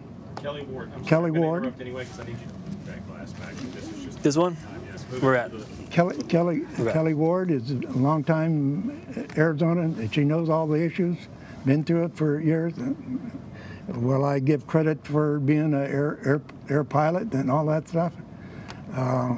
Since I was an infantryman, I stick with the infantry guys more than I do Air Force guys. Okay. So interesting. I always love when you talk to voters. I love hearing from them. What was the sort of takeaway from your conversation? That they didn't know much about the people running to replace Jeff Flake. They maybe heard the name, and if they heard the name, it was because it was in an ad or it was mentioned in passing on the news. But understandable that, because we talked to them in July, that they hadn't entirely formed opinions on who exactly was running. And as we can see now, we've got finally an hour and 13 minutes after the polls closed in Arizona, they've decided to post some results. And Martha McSally, as anticipated, is in the lead. So, you know, it's interesting, Leslie, as we look at these numbers, right? You're the Republican strategist there. Can we put the numbers back up? You know, the talk had been about the appeal of Kelly Ward and Joe Arpaio, obviously, to those in the far right of the Republican Party, right? And having this effect of splitting that far right vote. Is that potentially what we're beginning to see here, as you see Martha McSally enjoying this, you know, this lead at this point? Obviously, very early yet, but still, how much of a concern was that?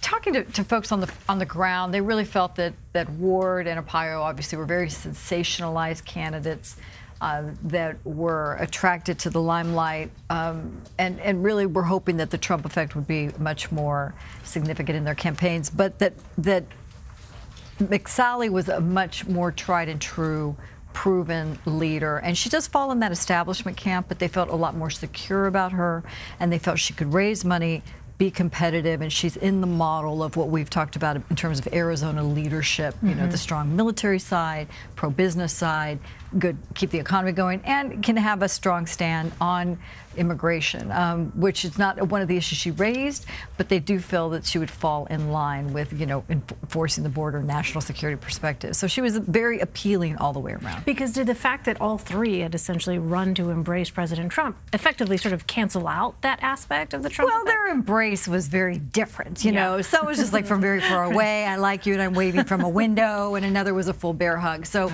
they were, especially when you're pardoned, it's amazing how much appeal Joe that has. Arpaio, Yeah, really, Joe Arpaio. But and Ward being right in the middle. No, McSally was the tried and true establishment that gave the most confidence, I think, to party leaders and to Republican-based voters there. Well, Mitch McConnell had said, the only one that can win that or hold that seat for us is Martha McSally, the Congresswoman. Because Republicans have seen in prior elections that you go too extreme, and it's not a viable candidate that can win in general. And we should remember that it was 2 years ago Kelly Ward ran against John McCain, ultimately only got about 16% in the primary, but was making the point that her words, not ours, that she didn't think he was healthy enough to run again, that he should step aside. And she ran against Jeff Flake, making the other argument she made against John McCain, which is he's insufficiently conservative, he's sided or worked with Democrats too often, but drew a lot of notoriety across the country for basically critiquing Senator McCain's age and whether or not he was fit for the job. And she did force him to do additional polling, go out and reach to Hispanic conservatives and kind of broaden the base of support and really dig down into their data to make sure that they could get their turnout model right. So it did heighten the awareness that this wave, this Trump effect, could be very significant even for McCain. And when we're looking at Trump's effect in these primaries, I mean, let's not forget that Jeff Flake did not run for re-election because he couldn't survive a primary, he even admitted, if he were a critic of Donald Trump. And we talk about Martha McSally as an establishment candidate, and she certainly is. But remember, she had to back away from her support of DREAM Act legislation in the House. Her first ad was, talking about, not taking the politically correct stance and calling out lawmakers in Congress. So very much running in that way. And we should also note, too, that Arizona will make history no matter what in November, because it's never had a woman representing the state in the Senate. So assuming Arpaio doesn't win and McSally does, McSally and Sinema will be quite a matchup. The challenge for the Republicans in Arizona is the same challenge for the Republicans in Florida. The primary in the Republican Party is somewhere on Pluto, right? So it's the fight to get to Pluto. So now you have to try to fight to get back to the middle and also convince these people in the Republican primary and these normal voters, normal Republican, traditional Republican voters, to vote for you at the same time. And so that's the Democratic consultant. By the way, Anton, he's a Democrat. Did you tell? Okay. I make no apologies about it. So that's going to be the challenge for Republican voters in Arizona and Florida. The question will be, will moderate Republicans say, okay, we're going to hop on this train and ride with our candidate, and will the extreme Republicans do the same, or will the Republicans have the problem Hillary Clinton had in 2016, where you have the far wing of the party who say, we'll do something different, we'll run a third-party candidate, we'll vote for someone else, or we'll sit it out. And if that happens, that gives the possibility for Democrats to make history in Arizona and walk into a U.S. Senate seat. And remember, Jeff Flake opted not to run primarily and in the short term because he figured he couldn't win tonight. Right. But there was also polling that showed him losing to Kyrsten Sinema. That the state's general election reality was such that a moderate Democratic woman from the Phoenix area had a better shot at holding a seat than Jeff Flake, who was a one-term senator. It goes back to what I said earlier, Ed, matchups. Politics is a game of matchups. It's who's on the field at the same time and how does that play out. And part of it is that national Democrats looked at her record and realized that this is someone who in this kind of state at this time could prevail. And as we see here in these results, she's pulling away with it. Again, that prevail, but apples to apples in terms of what that general is going to look like. Those two very highly competent women against each other and determining where that falls. Well, let's listen to what Senator Flake and President Trump have said about Martha McSally.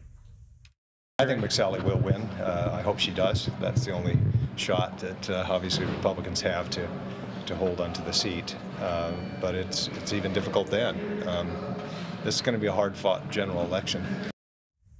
Okay, no sound from President Trump, apparently. I guess we don't have that. But, hard-fought election. So, Caitlin, as we look at that matchup and, what Leslie just talked about, you've got these women potentially who are going to be facing each other in the general.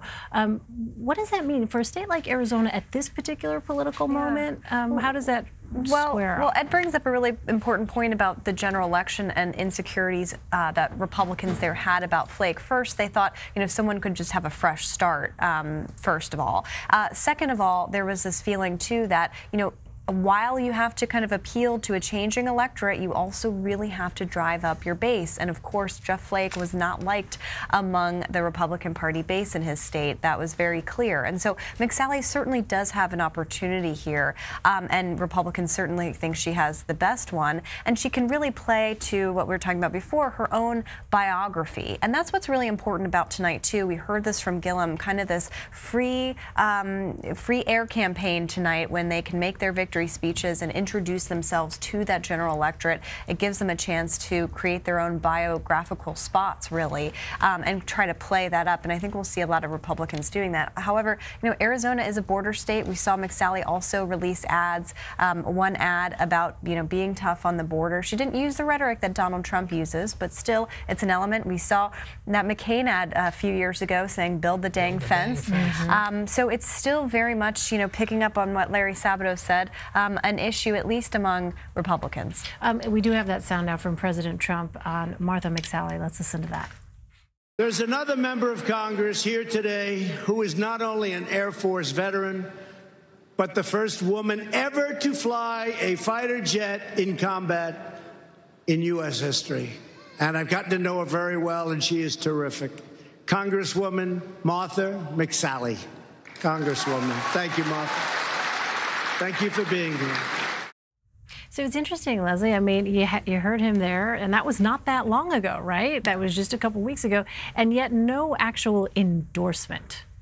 Not an endorsement. I don't think she was aggressively going for that endorsement, but I think there's also the dynamic right now, especially since the passing of Senator McCain and kind of this rift that continues with the president and kind of due respect that he should have been given. Her independence right now, and really just looking and focusing on the state away from the president is probably, it behooves her. Certainly politically. You think she was going Well, there was some reporting today from our friends at the New York Times that said that they had gone, the McSally campaign had gone to the White House saying, do us a favor and sit this one out. Right. Because you know, and we know that we're the best shot at holding this seat. But then apparently in the last few weeks, they had gone to the White House and said, how about you endorse us now? The White House said no. And part of the reason they figured that she was asking for it is that she actually wanted to save some money so that she didn't have to keep running ads against Kelly Ward and Joe Arpaio and would be able to bank it away to run against Kyrsten Sinema. That's, again, based on what the New York Times was reporting. And it was fascinating because when the president went out there, remember last summer, he went out to Phoenix and then there were riots right after he left? So that night was the night that many people thought he'd come to the state and endorse somebody and say, this is my anointed Senate candidate to run in place of Jeff Flake, and he didn't do it. He met with Kelly Ward, he met with Matt Salmon, he met with a bunch of others backstage, but then never said anything, and it was from then on out that they stayed out of it. And remember that Kyrsten Sinema didn't have a primary opponent, really. So she has been able to run this whole entire time gearing up towards the general election. This was always a concern among Republicans that this primary, where, you know, at the end of August here, would kind of be long and dragged out, and while Sinema could run essentially unopposed for this amount of time. All right, they're telling us we have to take a quick break. We're going to continue this conversation. Much more primary coverage is ahead, including a look at who may replace Senator John McCain in Arizona. You're streaming CBSN.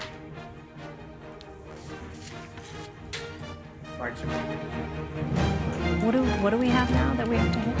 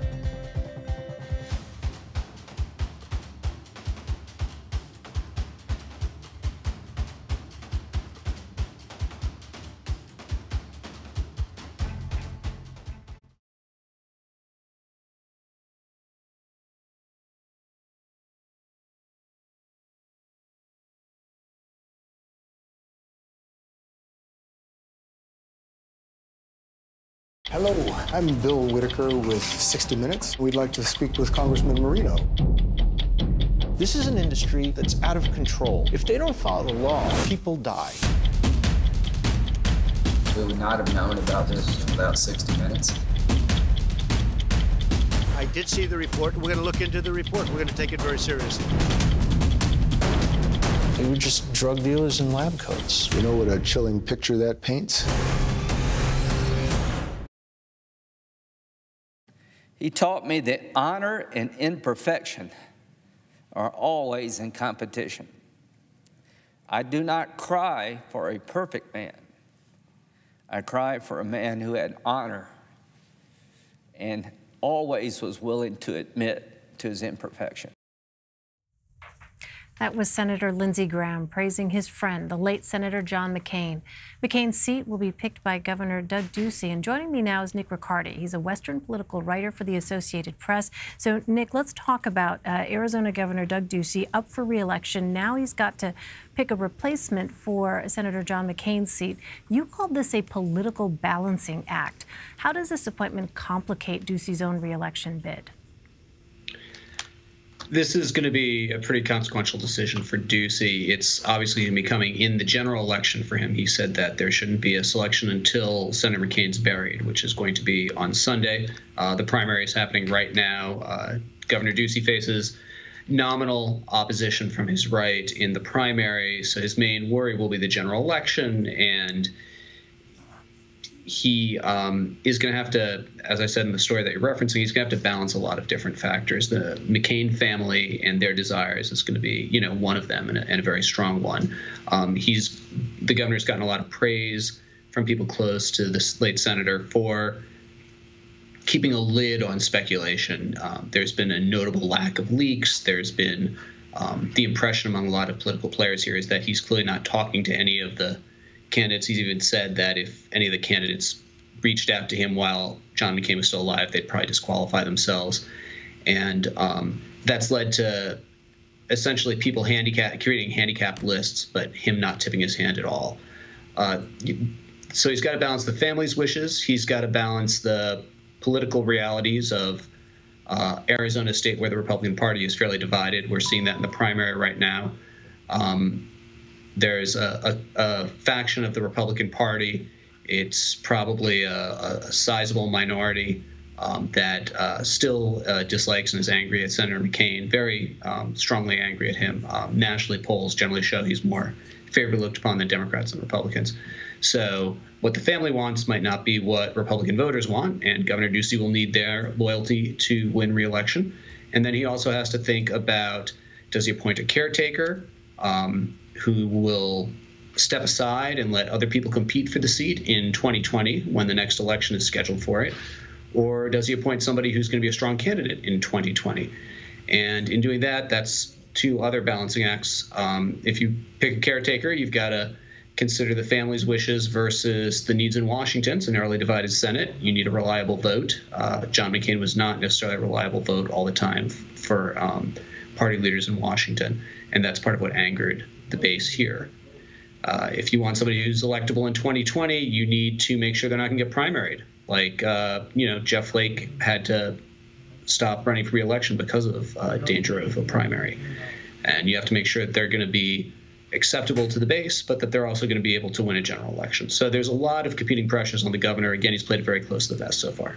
Well, you said out of respect for the McCain family, the governor is not going to name a replacement before the late senator is laid to rest. But are there some names that are being floated? There's a number of names being floated. Everything from the one that people kind of recognize the most quickly is that of the senator's wife, Cindy McCain, and other names. She kind of has gotten the most attention. She's obviously got the most, the best known name. There's the family connection. It's not unheard of for widows to be appointed to fill out the remainder of their late husband's Senate seats, but she would probably come with some potential baggage. The last name alone might be enough to incite some members of the conservative base. And other names are Senator John Kyle, former Senator John Kyle. He is, of course, the as they call it in Washington, the Sherpa for Brett Kavanaugh, the Supreme Court nominee. So he's right now trying to marshal that nomination through the Senate. He seems to have a rather busy day job, but his name does surface frequently. He's well respected. He'll be speaking at a memorial for Senator McCain tomorrow. Kirk Adams, the governor's chief of staff, who's a former Speaker of the Arizona House. John Shadegg and Matt Salmon, two former congressmen from Arizona, Republican congressmen from Arizona. Eileen Klein is the state treasurer, and she's her name comes up as well as the sort of candidate who would be more than a placeholder, somebody who could run in 2020. Karen Robeson's a developer who also comes up occasionally. This is all speculation, though. There really have not been many hints or tips out here. Well, so Republicans hold only a slight majority in the Senate. What are some of the major issues this decision could have an impact on this fall? Obviously, the Kavanaugh nomination is number one. It's probably the main order of business in Washington this fall. And I imagine most Republicans want to be sure that whoever takes the seat is going to be a solid yes on Kavanaugh. Obviously, Senator McCain's most famous and consequential vote of the last year was on the replacement for the Affordable Care Act, when he voted that down with his famous after midnight thumbs down. And his replacement, there would be probably a lot of pressure to get somebody who would be committed to a full repeal of the Affordable Care Act. There's a number, those are probably the two, there's a number of issues you could kind of point to as possible, defunding of Planned Parenthood and stuff like that. But Kavanaugh and the ACA are probably the two most consequential questions that face Republicans, where their narrow majority has, been riskiest. And we want to point out to voters there the CBS News projection that Governor Ducey has won in his primary there. That's not unexpected, Nick. That's pretty much along the lines of what we had thought going into this night. Yeah, he had faced relatively negligible primary opposition and has been fairly well positioned. It'll be interesting to see how he fares in the general election. Well, back on the issue of finding a replacement for Senator McCain's seat, do we know if the governor is taking input from Republican leaders in Washington on who should fill this vacancy? It's been played very close to the vest. We don't really have a good insight as to who he's talking to, and the supposition is he's not really talking to anybody because there's been a complete lack of leaks on the matter, which is unusual. People who are kind of in the political world, the Republican political operations out here, say that they take the silence to mean that he really hasn't had conversations with anybody, and that he's staying true to what he said, that he's going to wait for the senator to be laid to rest before he broaches the issue. All right, we want to point out to our viewers, you're watching live images there of Martha McSally. We should tell you other organizations have, in fact, called us for her. We have not yet here at CBS News, but she looks like she's about ready to take to the podium. Let's listen in. Wow.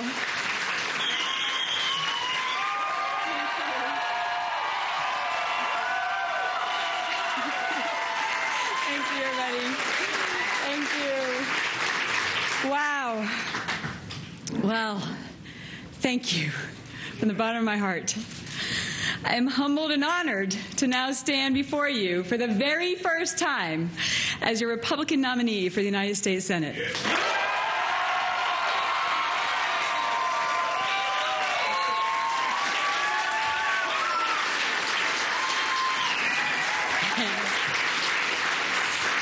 It's tempting to celebrate, but let's keep something in mind. This is not our objective. Our mission is in 70 days. We have 70 days to win this seat. And candidly, it's difficult to celebrate anything this week as we mourn the loss of Senator McCain. And we prepare to honor him here in Arizona and in D.C. before he's laid to rest at Annapolis. Senator McCain was an American hero. He paid an unfathomable price for our freedom, and upon returning home, continued to serve with conviction, honor, and sacrifice his whole life. From my early days as a cadet at the Air Force Academy, we studied him as an example of courage, leadership, and honor. Senator McCain came to an event for me when I first ran for Congress. And he told the crowd there that the main difference between the two of us was that my takeoffs equal my landings, unlike him. And that I shoot down airplanes and he gets shot down. In his words. Here was this larger-than-life patriot joking about being shot down and taking his time to support a fellow fighter pilot who followed in his footsteps. I am forever grateful to have had the chance to know him, to learn from him, and even to work with him on saving the A-10 Warthog.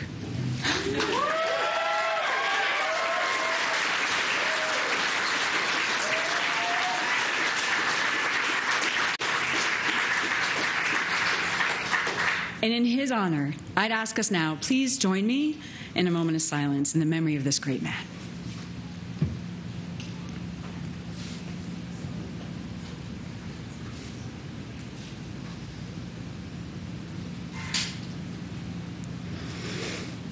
Tonight marks the next chapter in this campaign, the beginning of a 70-day sprint to electing Arizona's next senator. People are voting in just 43 days. It's a big deal. This is how I see this campaign. It's a choice between a doer and a talker, between a patriot and a protester, between...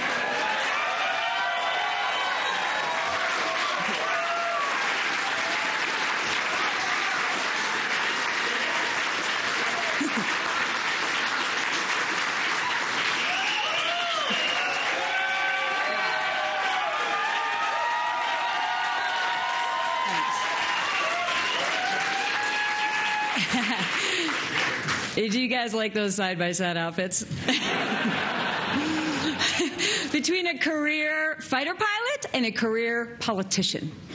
Between proven grit and Hollywood glitz. Now, there's nothing wrong with Hollywood glitz, right? Right. Look, I am as impressed as anyone that my opponent brags that she owns over 100 pair of shoes. I, on the other hand, have over 100 combat missions serving our country.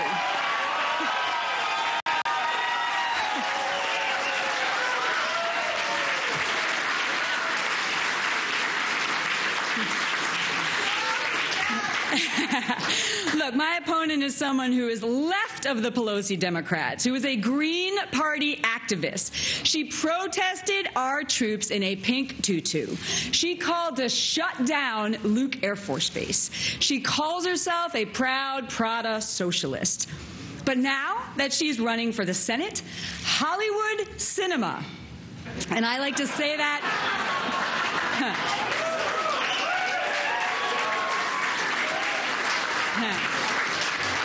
And I like to say that cinema with a C, Hollywood Sinema.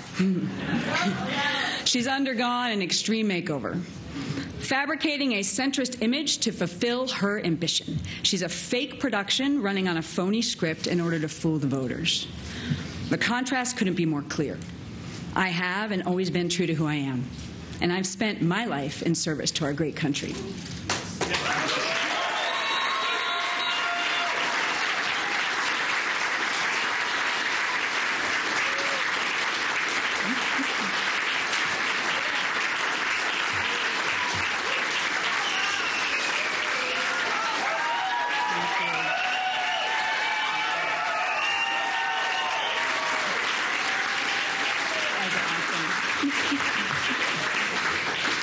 I learned a lot of that from my father.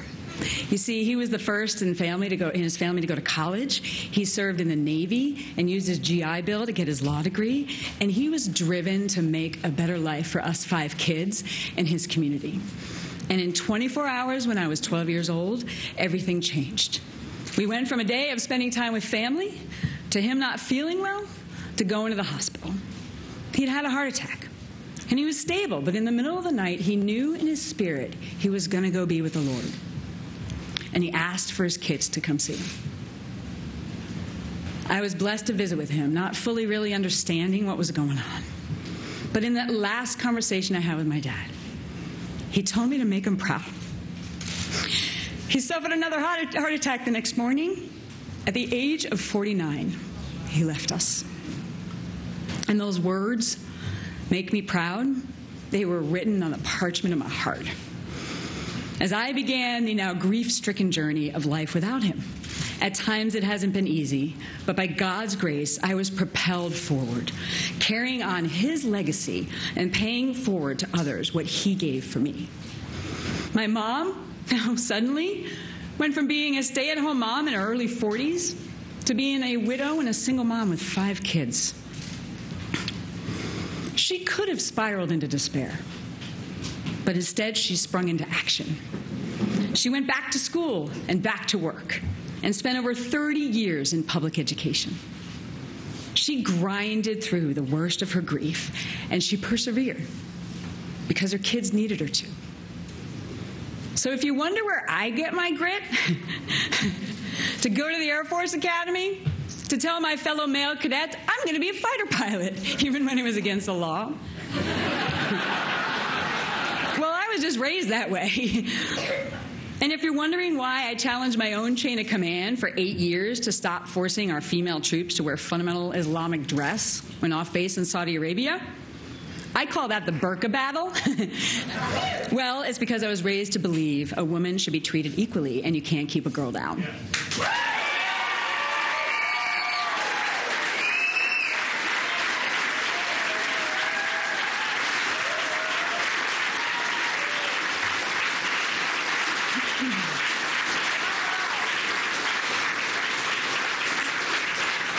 Don't have the capacity to walk by a problem. Whether it's a neighbor with a terminal diagnosis, a friend who needs a job, or a stray dog along the road. Just ask my rescue golden boomer. He's not here tonight. He'd be eating everything on the floor. And when I learned that the WASPs, Aaron's grandmother, these other women, World War women, these women Air Force service pilots in World War II, these women were mentors to me. They paved the way for me. They were personally shining the light for me. When I found out that the gates to Arlington National Cemetery was closed on them because of some bureaucratic decision by the Army, it pissed me off. And I sprung into action. I passed a law to fix that.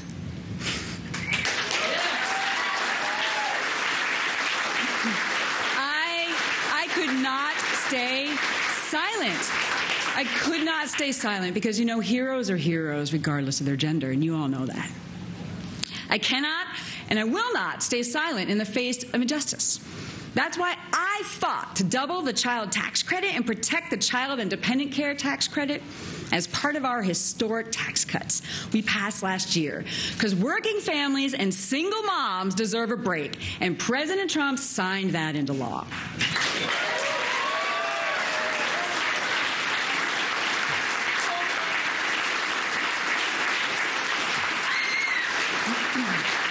And we must keep our kids safe. No parent should fear their child's life when they drop them off at school. That's why I spearheaded legislation to improve mental health access and strengthen compliance with background checks, and voted for the Stop School Violence Act to identify threats sooner and make schools safer. This is common sense. I fought relentlessly to help citizens break free from the chains of addiction by dedicating resources to recovery and treatment. First, as a member of the board for Teen Challenge of Arizona, a faith-based recovery program getting amazing results for people of all ages struggling with substance abuse. And now, while I deploy to D.C. And for those who sell women and children into prostitution, I have responded with the full force of the law. These are our children. These are our young women. I will continue to fight for every last one of them and put away those who enslave them.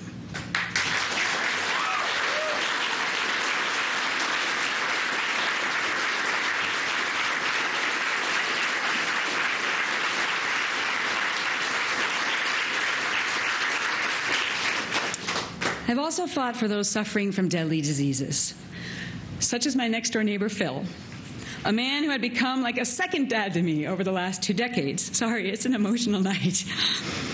He was diagnosed with head and neck cancer a few years ago. Phil was an amazing man and a proud veteran. He battled for a year and a half, receiving his care at the VA. In the end, there was nothing left that the doctors could do. I was blessed to be in prayer over him with his wife, Helene. Where is Helene? Over here.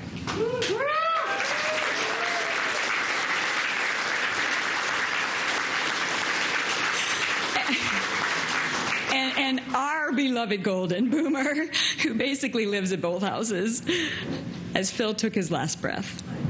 And when he died, I vowed that I was going to do everything in my power to pass a right to try bill, knowing that if there had been any experimental drug out there that maybe would have been able to treat him and give him hope, that people like Phil should have the choice to give it a try. We passed that and put it on President Trump's desk, and it is now the law of the land.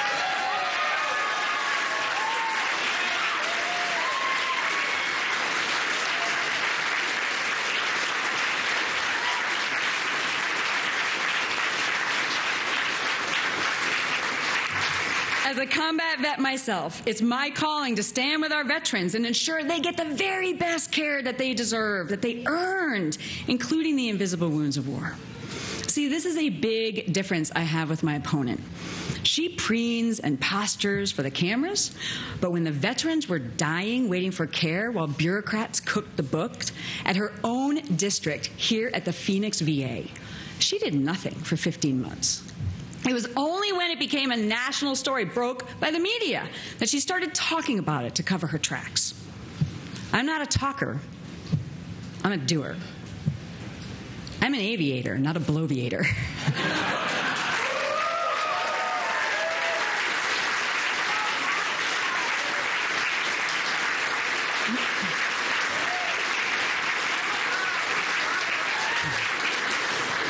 Fought for our veterans and our care. And my first bill signed into law was fast-tracking our veterans for jobs at the border. This was a win-win for our vets and our security.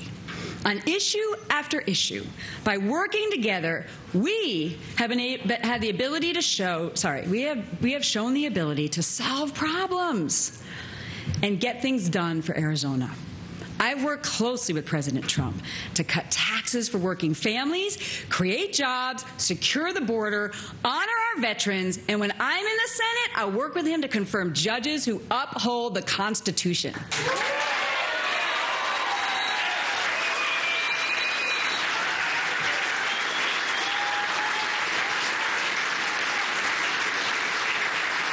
You know that.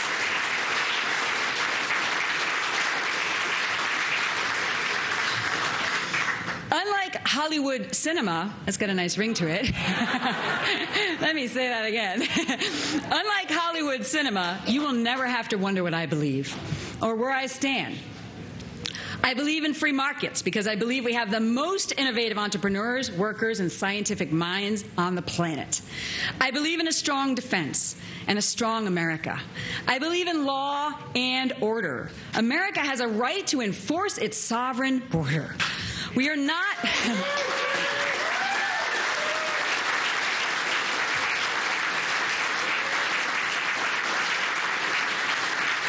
We are not just a nation of immigrants. We are a nation of laws. And we don't have to choose between the two. I have been leading the effort to modernize our legal immigration system, close legal loopholes the cartels exploit, and build President Trump's wall.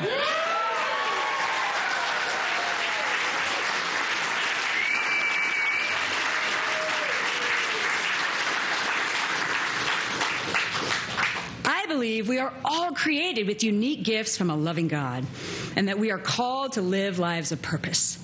My life scripture that I've carried with me on many missions is Esther 4:14. Can it be that you were put in this position for such a time as this? It gave me strength to put my military career on the line. In the Burqa battle, it gave me strength to lead men and women into combat, and to step up to deploy to D.C. in a continuation of service. It is a question for all of us to remind us that the opportunities we've all been given are not for us, it's for others. Can it be that you were put in this position for such a time as this? It's an amazing verse. It convicts me and it calls me every single day. I believe we are all called to live lives of purpose, to take risks, to show courage, and do what's right. But our mission, this mission, is not done. It's just getting started. We have 70 days, wingmen and wingwomen. 43 days till people start voting. So in the words of the old Air Force motto, we are gonna fly, fight, and win. Thank you all. God bless you. Thank you all.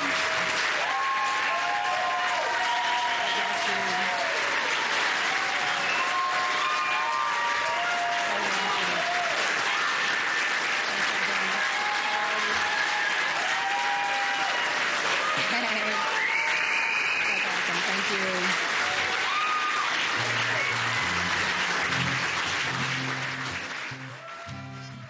All right, you've been listening there to Martha McSally claiming victory in the Arizona GOP Senate primary. We should note we have not yet called that race. However, what we heard there from Martha McSally, very much, Leslie, a victory speech. In fact, we heard McSally there essentially drawing contrasts against the Democrat, Kyrsten Sinema, contrasting her experience, McSally's experience as a fighter pilot, with what she is framing as Kyrsten Sinema's experience as a career politician. There you see the latest numbers in this three-way race. Again, despite what we heard there, sounding very much like a victory speech, we at CBS News have not yet called this race. But Leslie, what about that? She wasted no time there, going right to the Democrat and saying things such as, you know, her opponent has over 100 pairs of shoes. I have over 100 combat missions, obviously highlighting her military service. And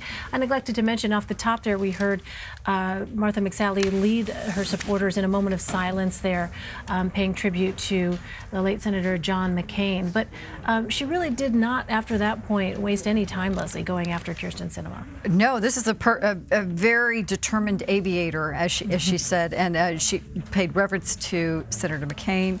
She showed a contrast in terms of her life experience versus a fabricated Hollywood life or persona that she says her opponent is. And she also talked about building the wall. I didn't think that was going to come up in this speech. And kind of encapsulated the whole thing with her faith and how important that has been to her. She is definitely someone who is I think she has very smart people around her. This is one of those where you have a national platform, you have a lot of people paying attention. This is about raising money and getting her name and exposure out there and really introducing herself to a much larger audience. If you consider how much money is going to come from outside that state, it's very impactful what she's doing today, and she wasted no time. Yeah, what are your thoughts on it, Antoine, as the Democratic strategist watching that speech? Well, I think it's smart for her to shift the strategy of her campaign. Keep in mind, a primary election strategy is night and day compared to a general election. And the Democrat, our opponent, has operated in a vacuum with no punching bags at this point, with no punches to her bag at this point, because she didn't have a primary. And so it makes a difference. And so she used this as an opportunity to show Republican voters, essentially the supporters of the two men she ran against, say, look, I can be tough, I can battle, I can rumble in the jungle. And I think this is what she was trying to do, prove herself that she's worthy of the nomination to the extreme persons in her party. That's a really interesting point, because we've seen these candidates before where they come up and do this contrast and they talk about their optimism. This is what they're moving for, these big, these lauding these big accomplishments they hope to bring people together. This was not what this is about. Right. This is about, I'm a better leader, I have better capacity, I have a proven record, and compared to my opponent, this is going to be a fight I'm ready to take to November. What's your take, Ed? Well, let's set this against all the other races this year. First off, this will be the 6th all-female U.S. Senate contest this year. That has been decided by the states. That is a record high. Both of these candidates, historic in their own rights. Martha McSally, the first female combat pilot, that in and of itself puts her in a history book. She is now trying to be the first female senator from Arizona. On the Democratic side, Sinema, also vying for that position, is the first openly bisexual member of Congress. And interesting, in both cases, they are both divorcees. So not only do you have women running, but you have women who are not married running. And I think, you know, in a year with all sorts of firsts and interesting twists in demographics and in gender, that's another interesting element of this race. Yeah. All right, we're going to have much more primary coverage in a moment, but first a quick break. Stay with us. You're streaming CBSN.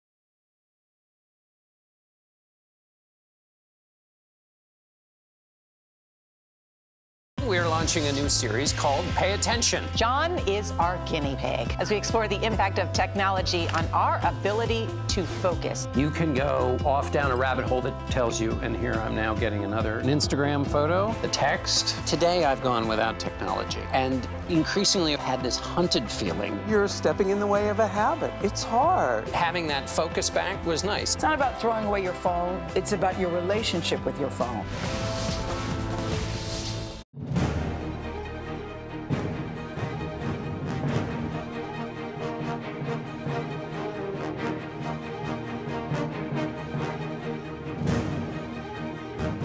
Hi, everyone. I'm Elaine Quijano in New York. It was a busy primary day in Arizona and Florida, where voters decided the midterm matchups for governor, Senate, and the House. In Arizona, Congresswoman Martha McSally won the Republican primary for Senate. She beat Sheriff Joe Arpaio and Dr. Kelly Ward. McSally will now go up against Democratic Congresswoman Kyrsten Sinema, who won her primary. This is the race to fill Senator Jeff Flake's seat after he retires.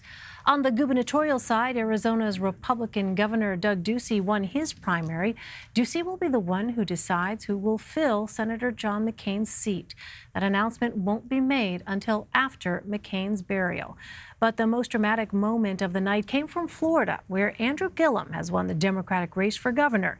He was backed by Senator Bernie Sanders and now aims to be the first black governor in Florida's history. Gillum will now face Congressman Ron DeSantis, who defeated Adam Putnam in the Republican governor's race. This primary has been touted as a test of the president's endorsement. Mr. Trump backed Congressman DeSantis and earlier congratulated him on Twitter, calling it a fantastic win. Meanwhile, in the Senate race, Republican Governor Rick Scott has won his primary, which means he'll face off against incumbent Democratic Senator Bill Nelson.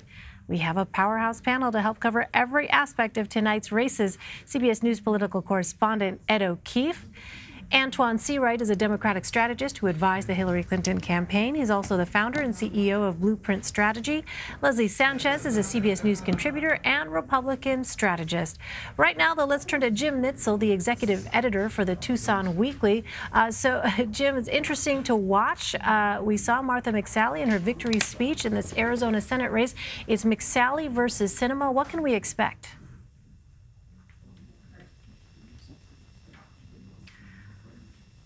All right, Jim, I cannot hear you. We're going to see if we can tweak that audio. All right, I think it's coming now. Let's try a second. Oh. There we go. We've got you now. So tell us about this this matchup here between Kyrsten Sinema and Martha McSally. Well, you're going to see the attacks coming from Martha McSally, much as we just heard her in her victory speech talking about the pink tutu and her opposition to the war in Afghanistan and Iraq. You're going to see a much different Kyrsten Sinema, one who has moved much more to the center since those days when she was out protesting the war. She is going to be out there saying that she's the centrist candidate. She's the one looking for solutions. She's not going to be partisan. She doesn't see this as a referendum on Donald Trump, and she wants to work for Arizonans. At this moment, Sinema is ahead in many of the polls, but we really haven't seen a real effort by the McSally campaign to bloody her up until recently in the last week. Well, let's talk about the governor's race. Arizona Governor Doug Ducey won his primary. What are the biggest challenges he's facing in the general election? You know, again, I think it's sort of the overhang of Donald Trump on the electorate. However, Ducey's going to have a lot of money. He's going to have a lot of independent campaign support. David Garcia was running almost out of money just to win this primary. I don't know that he's going to be in a position to mount a very serious effort against Doug Ducey. The big challenge for Democrats in Arizona is they are actually trailing independents in terms of voter registration at this point. And we hear every year this is the year Democrats are going to come back and they're going to win in Arizona. We're going to make this a purple state, and it's kind of like watching Lucy with the football. Well, so on that point, Janet Napolitano was the last Democrat to serve as governor in Arizona. Who are we looking at on the Democratic ticket this go-around? You're looking at a man named David Garcia. David has worked with the Department of Education. He's been a professor at Arizona State University, and he also ran for state superintendent of public instruction in the last go-round. And he was the Democrat who came closest to winning a race in Arizona, but he still wasn't able to go over the top with a candidate, a Republican candidate, who actually barely left her house to campaign, which shows you the power of party voting in Arizona. Well, Democrats are looking to flip Arizona's 2nd congressional district, which is currently held by Republican Senate candidate Martha McSally. How is that race shaping up? That race is shaping up. Former Congresswoman Ann Kirkpatrick, who has actually represented northern Arizona, is now moved to southern Arizona and appears to be winning that primary. She is a terrific fundraiser. She's been in Congress. She's won very tight races before. She'll probably be a very formidable candidate. The winner on the Republican side appears to be Leah Marquez Peterson, who has very deep roots here in southern Arizona. She has been the leader of the Hispanic Chamber of Commerce. She's been very politically connected. She was not a Trump person before she got into this race. She was more of a Marco Rubio Republican, but she has since been a lot more friendly to the president's agenda. She's also been really dodging the press a lot since she lost this campaign. All right. Interesting dynamics in your state. Jim Nitzel, thanks so much, Jim. It's a pleasure. All right, let's turn to our political panel here at CBSN. We heard Jim Ed talk about some of the dynamics there. It's interesting when you think about specifically the Kyrsten Sinema-Martha McSally matchup. We heard from Martha McSally in her victory speech draw that contrast already, or trying to basically frame this contest, drawing upon her own experience as a fighter pilot to kind of present herself as the option that will be the best position to fight. And let's take a listen, actually, to some of what McSally had to say. It's a choice between a doer and a talker, between a patriot and a protester, between a career fighter pilot and a career politician, between proven grit and Hollywood glitz. Okay, so, you know, pretty tough language here, and right out of the gate, basically a preview of what's to come. Look, Martha McSally has had to focus for the last several months on her Republican opponents in hopes of preserving her win tonight. She hasn't been able to focus on Kyrsten Sinema, and with so few weeks left until the election, she cannot afford to lose any time in trying to define Sinema. You talk to Democrats and Republicans across the country who monitor these things, and they point out Sinema so far has gotten a pretty free pass. She didn't have a serious primary opponent. She's sort of been the anointed candidate for almost a year now, more than a year, and there's been no real push to go after her background, which politically has shifted from being sort of a far-left liberal opponent of the Iraq War to now this moderate Democrat who has served ably from the Phoenix area the last several cycles and has been seen as a formidable statewide candidate. So they've got to puncture her as quickly as they can. Meanwhile, Democrats will turn around and say, no, McSally has been flip-flopping herself. She started out as a moderate mainstream Republican. She's tried to embrace the policies of the president, and she too is not exactly what she sets herself up to be. It'll be a fascinating race. They will be able to attack each other in ways that a male opponent would not be able to attack them regarding their background, regarding their professional history. We heard a little of that tonight from Martha McSally going after Sinema's shoe collection. Right, I mean, no male candidate would ever go there, but women can do that. You might do that to me, Ed. You and I could do that. Right. No, but her comment was something along the lines of, she says she has over 100 pairs of shoes. I have over 100 combat missions. So what about that line of attack, Antoine? This is a different scenario when you're talking about two female candidates. It's cute, and it might get her a few notifications. I mean, that's what that's about. The bottom line is, for this race, this may be one of the only races in the country where I think we're going to have a serious conversation and debate about issues. Because you have two female candidates, you have two qualified female candidates who both have track records of being good leaders for both of their respective parties. So now issues come into place. And this is where I think where the Democrats possibly could have the uptick in this race, because when you talk about issues, and if Democrats do their job of tying her to the president and the failed Republican Congress, then that gives this window of opportunity for the Democratic candidate to say what the Democrats will do and what she is for, not necessarily only against Trump, and I think that presents a real opportunity. What about, though, Leslie, what we heard from Martha McSally was essentially the argument that based on her experience in combat, based on her own sort of life experience in the biography she was presenting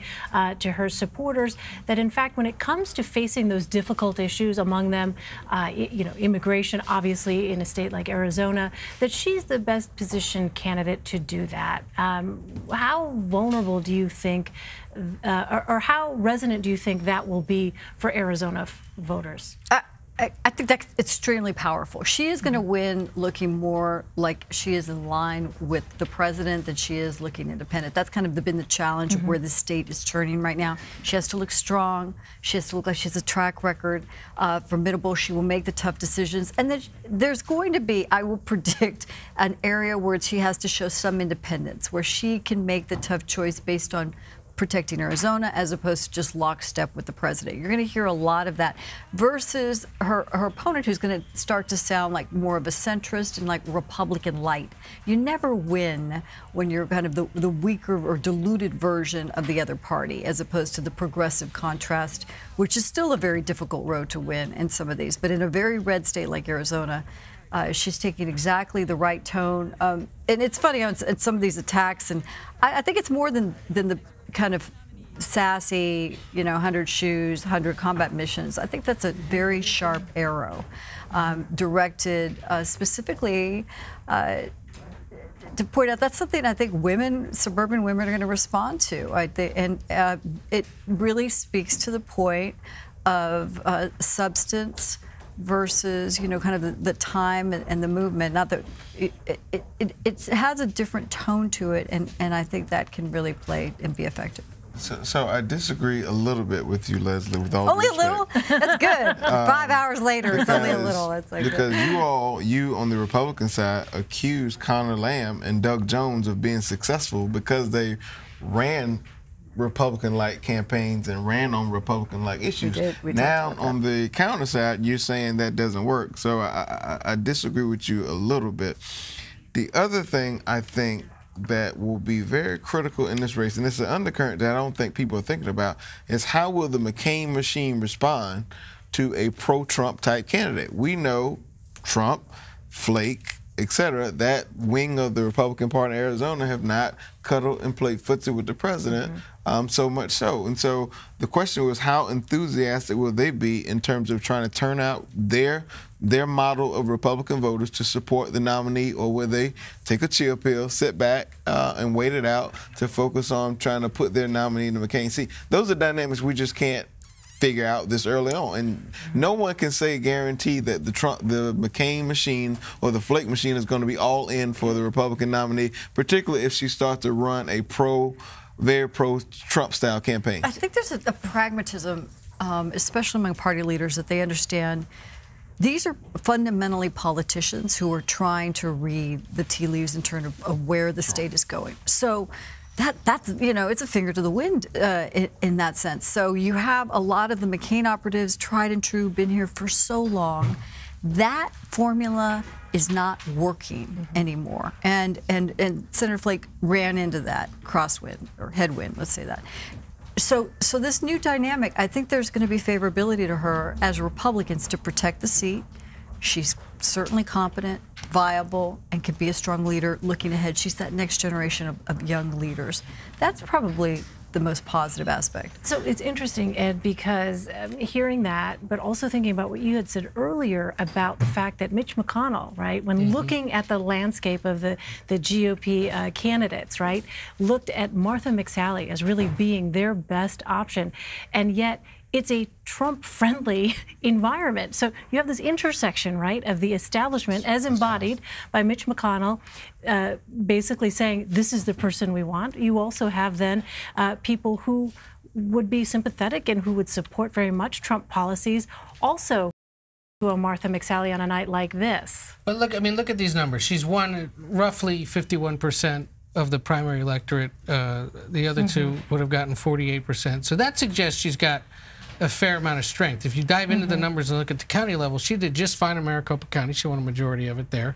And she won a majority in the neighboring counties. So that suggests that her base of support in the population centers is strong enough that they believe taking that base of support, adding independent voters, and maybe some moderate Democrats who don't like the idea of Kyrsten Sinema because maybe these attacks on her character and personality will stick, and they believe that she can do that. Kelly Ward wasn't going to be able to do it. Joe Arpaio was definitely not going to be able to do it. And they believe McSally was their best shot against Sinema, who has been polling quite well for about 18 months in a hypothetical matchup with McSally, with Jeff Flake, or with anybody else. So, but to your point earlier, Ed, she's been polling strong because there have been no real attacks on her. And so that, and so be very clear from a Democratic perspective. But just like Florida and a lot of other places, I don't know if we can measure the enthusiasm gap, number one, to be anti-Trump. Remember, it's easier to vote against something than it is to vote for something. Nor can we accurately measure the changing dynamics of the population of the state. And the political. But you guys talk about that every 2 years, and it hasn't manifested itself yet. It hasn't yet, but change hasn't yet, and that's what you say every 2 years. It hasn't change is slow. Change is slow. And if you look at what's happening in Florida, if you look at what happened in the Georgia primary, you will see that these things happen. Change does not happen overnight. So let's talk about Florida, because there's a fascinating dynamic there. Andrew Gillum pulled off an upset in the state's Democratic primary for governor. Here's what Gillum said after he won. These aren't Republican or Democratic issues. The job of the governor of the state of Florida is to do what is in the best interest of the people of the state of Florida. I look forward to being that governor. All right, I want to bring in Jim DeFede in Miami. He is a political correspondent with our CBS station in Miami, WFOR. So, Jim, tell us about this storyline of the night in Florida. Andrew Gillum pulling off something that even Democrats in the state there didn't necessarily count on. No, I mean, this word gets used way too often these days, but this was an historic night. You know, Andrew Gillum probably won for a number of factors. Look, first of all and foremost, progressive groups around the country saw this as an opportunity, as a test case, to try to run a progressive candidate in Florida. The last 5 governor races that the Democrats have run candidates in and have lost every time were with moderate Democrats from the Tampa Bay area. Andrew Gillum is not a moderate Democrat from Tampa Bay. He's an African-American, proud progressive liberal candidate from Tallahassee with his roots in South Florida. So he's going. So the George Soros and Tom Steyer wing of the party really tried to pump him up, give him the support that he needed to hang in there with the millionaires and billionaires he was running against. And that helped him a great deal. Bernie Sanders coming into the state helped him a great deal. You know, you have to look at the fact that Andrew Gillum had no negative ads to run against him, which was really a fascinating dynamic. All of the other candidates spent tens and tens of millions of dollars attacking each other. Jeff Green attacking Gwen Graham attacking Phil Levine attacking Jeff Green, on and on and on. But nobody attacked Andrew Gillum, in large part because, one, the polls had Andrew Gillum down low, like around 3rd or 4th place, and nobody wanted to waste their money punching down. But 2, I think there was a calculation made that you didn't want to try to win by attacking an African-American candidate, knowing you would need that African-American vote in November. Well, they stayed away from him, and now he's the nominee. And what you're sure to see is this is the race that Democrats have been wanting all along on the left wing of the party here in Florida. They've wanted a progressive candidate to challenge their race. And so then, Jim, the contrast, it could not be more stark going into November here. You have got on the Democratic side in this gubernatorial race, Andrew Gillum, and on the Republican side, you have a Trump-endorsed candidate in Congressman Ron DeSantis. Describe that contrast for us. Well, here's a simple nutshell that sort of gets to it. Andrew Gillum got into politics in large part inspired by Barack Obama. Ron DeSantis wrote a book as basically a refutation of Obama, in which he entitled his book Dreams of Our Founding Fathers. So you have 2 candidates, one who is proudly conservative in viewpoint, the other who is proudly progressive in his, and the fight now is over how you attract that vote in the center. Or is it, a way some Democrats believe, or the Republicans as well, is this just a base election? Do you just bring out the base in huge numbers and let the middle ground sort of sort itself out? Jim, it's Ed O'Keefe again. Where in the state is either of these guys going to win? You know, look, the Democrats will rack up big votes as they always have in South Florida. Andrew Gillum obviously has some strength in northern parts of the state, such as Tallahassee and Jacksonville, the more urban corridors. But Andrew Gillum has said he's going to campaign throughout. I think one of the deciding factors in this race, so I mentioned this during one of my earlier visits with you guys, the last 2 government races, out of the 6 million votes cast 4 years ago, 60,000 votes separated the 2 candidates. 8 years ago, 5.5 million votes cast, again, 60,000 votes separated. So how do you get to that central ground? I think one of the keys of this race is going to be the Stoneman Douglas shooting and guns. I think there's a calculation that's being made right now that the way to attract voters, those women voters in particular, college-educated white women who voted for Donald Trump in 2016, are they turned off now to the gun violence, the mass shootings that we've been seeing, turned off by some of what they hear from Donald Trump, and will they come and vote for a candidate like Andrew Gillum? That's the question that Democrats are going to try to answer, and Republicans are just going to try to run a real base election and appeal to other issues. So, Jim, if you'll stand by for a moment, for our viewers who maybe are just starting to tune in to the Florida contest here, we heard from Congressman Ron DeSantis, who won the Republican primary for governor in Florida. Here's a little bit of what he had to say. I'm not always the most popular guy in D.C., but I did have support from someone in Washington. If you walk down Pennsylvania Avenue, he lives in the White House with the pillars in front of it. I was able to talk to the president. I want to thank him for his support. I want to thank him for entrusting me with viewing me as somebody who could be a great leader for Florida. So thank you, Mr. President. All right, so Jim, again, you know, when you look at this, the outlines of this race right now, you've been covering Florida politics for a very long time. What is the dynamic in the state right now with respect to the electorate that'll help decide who actually emerges victorious in November? So the issues that I think resonate the most with voters right now, I do think guns and safety. We had another mass shooting in Jacksonville. You had the Stoneman Douglas shooting about 7 months ago. You had the Pulse shooting. So those shootings are resonating throughout the state and will continue to. So I think that's an issue. The environment is another critical issue. You have the toxic green algae sludge coming out of Lake Okeechobee that is just decimating both the east and west coast of Florida. That is a huge problem that both Democrats and Republicans are pointing the finger at each other on. And I would say the third issue is health care. There are still millions of Floridians without health care, and the state is no closer to solving that issue than they were 4 or 8 years ago. Ron DeSantis voted to eliminate Obamacare, and Andrew Gillum wants Medicare for all. So you've got very, very stark contrast. So, Jim, tell us, what is the thing that you're going to be watching most closely in this particular matchup between Ron DeSantis and Andrew Gillum?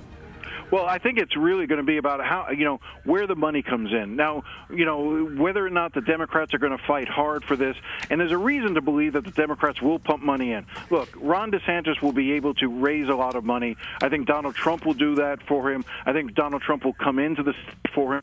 I don't know that the Democrats can match what the Republicans are going to be willing to spend. And the stakes are very high. One of the things that I think people lose track of in terms of why this is important going forward, the governor's race, is that redistricting will take place in 2020 after the census. Whoever is elected governor now will oversee the redistricting of the state of Florida for congressional races. That could be critical. The legislature will divide it up, and it's still going to be a Republican-led legislature. But if there's a Democrat in Tallahassee, in the governor's mansion, they can threaten to veto those bills, and it could be a very different thing in terms of redistricting. So I'm going to look to see where the money is coming into this race. All right, significant points. Jim DeFede, so great to have your insight. Thanks so much. Anytime. And we'll have more primary coverage in a moment, but first, a quick break. Stay with us. You're streaming CBSN.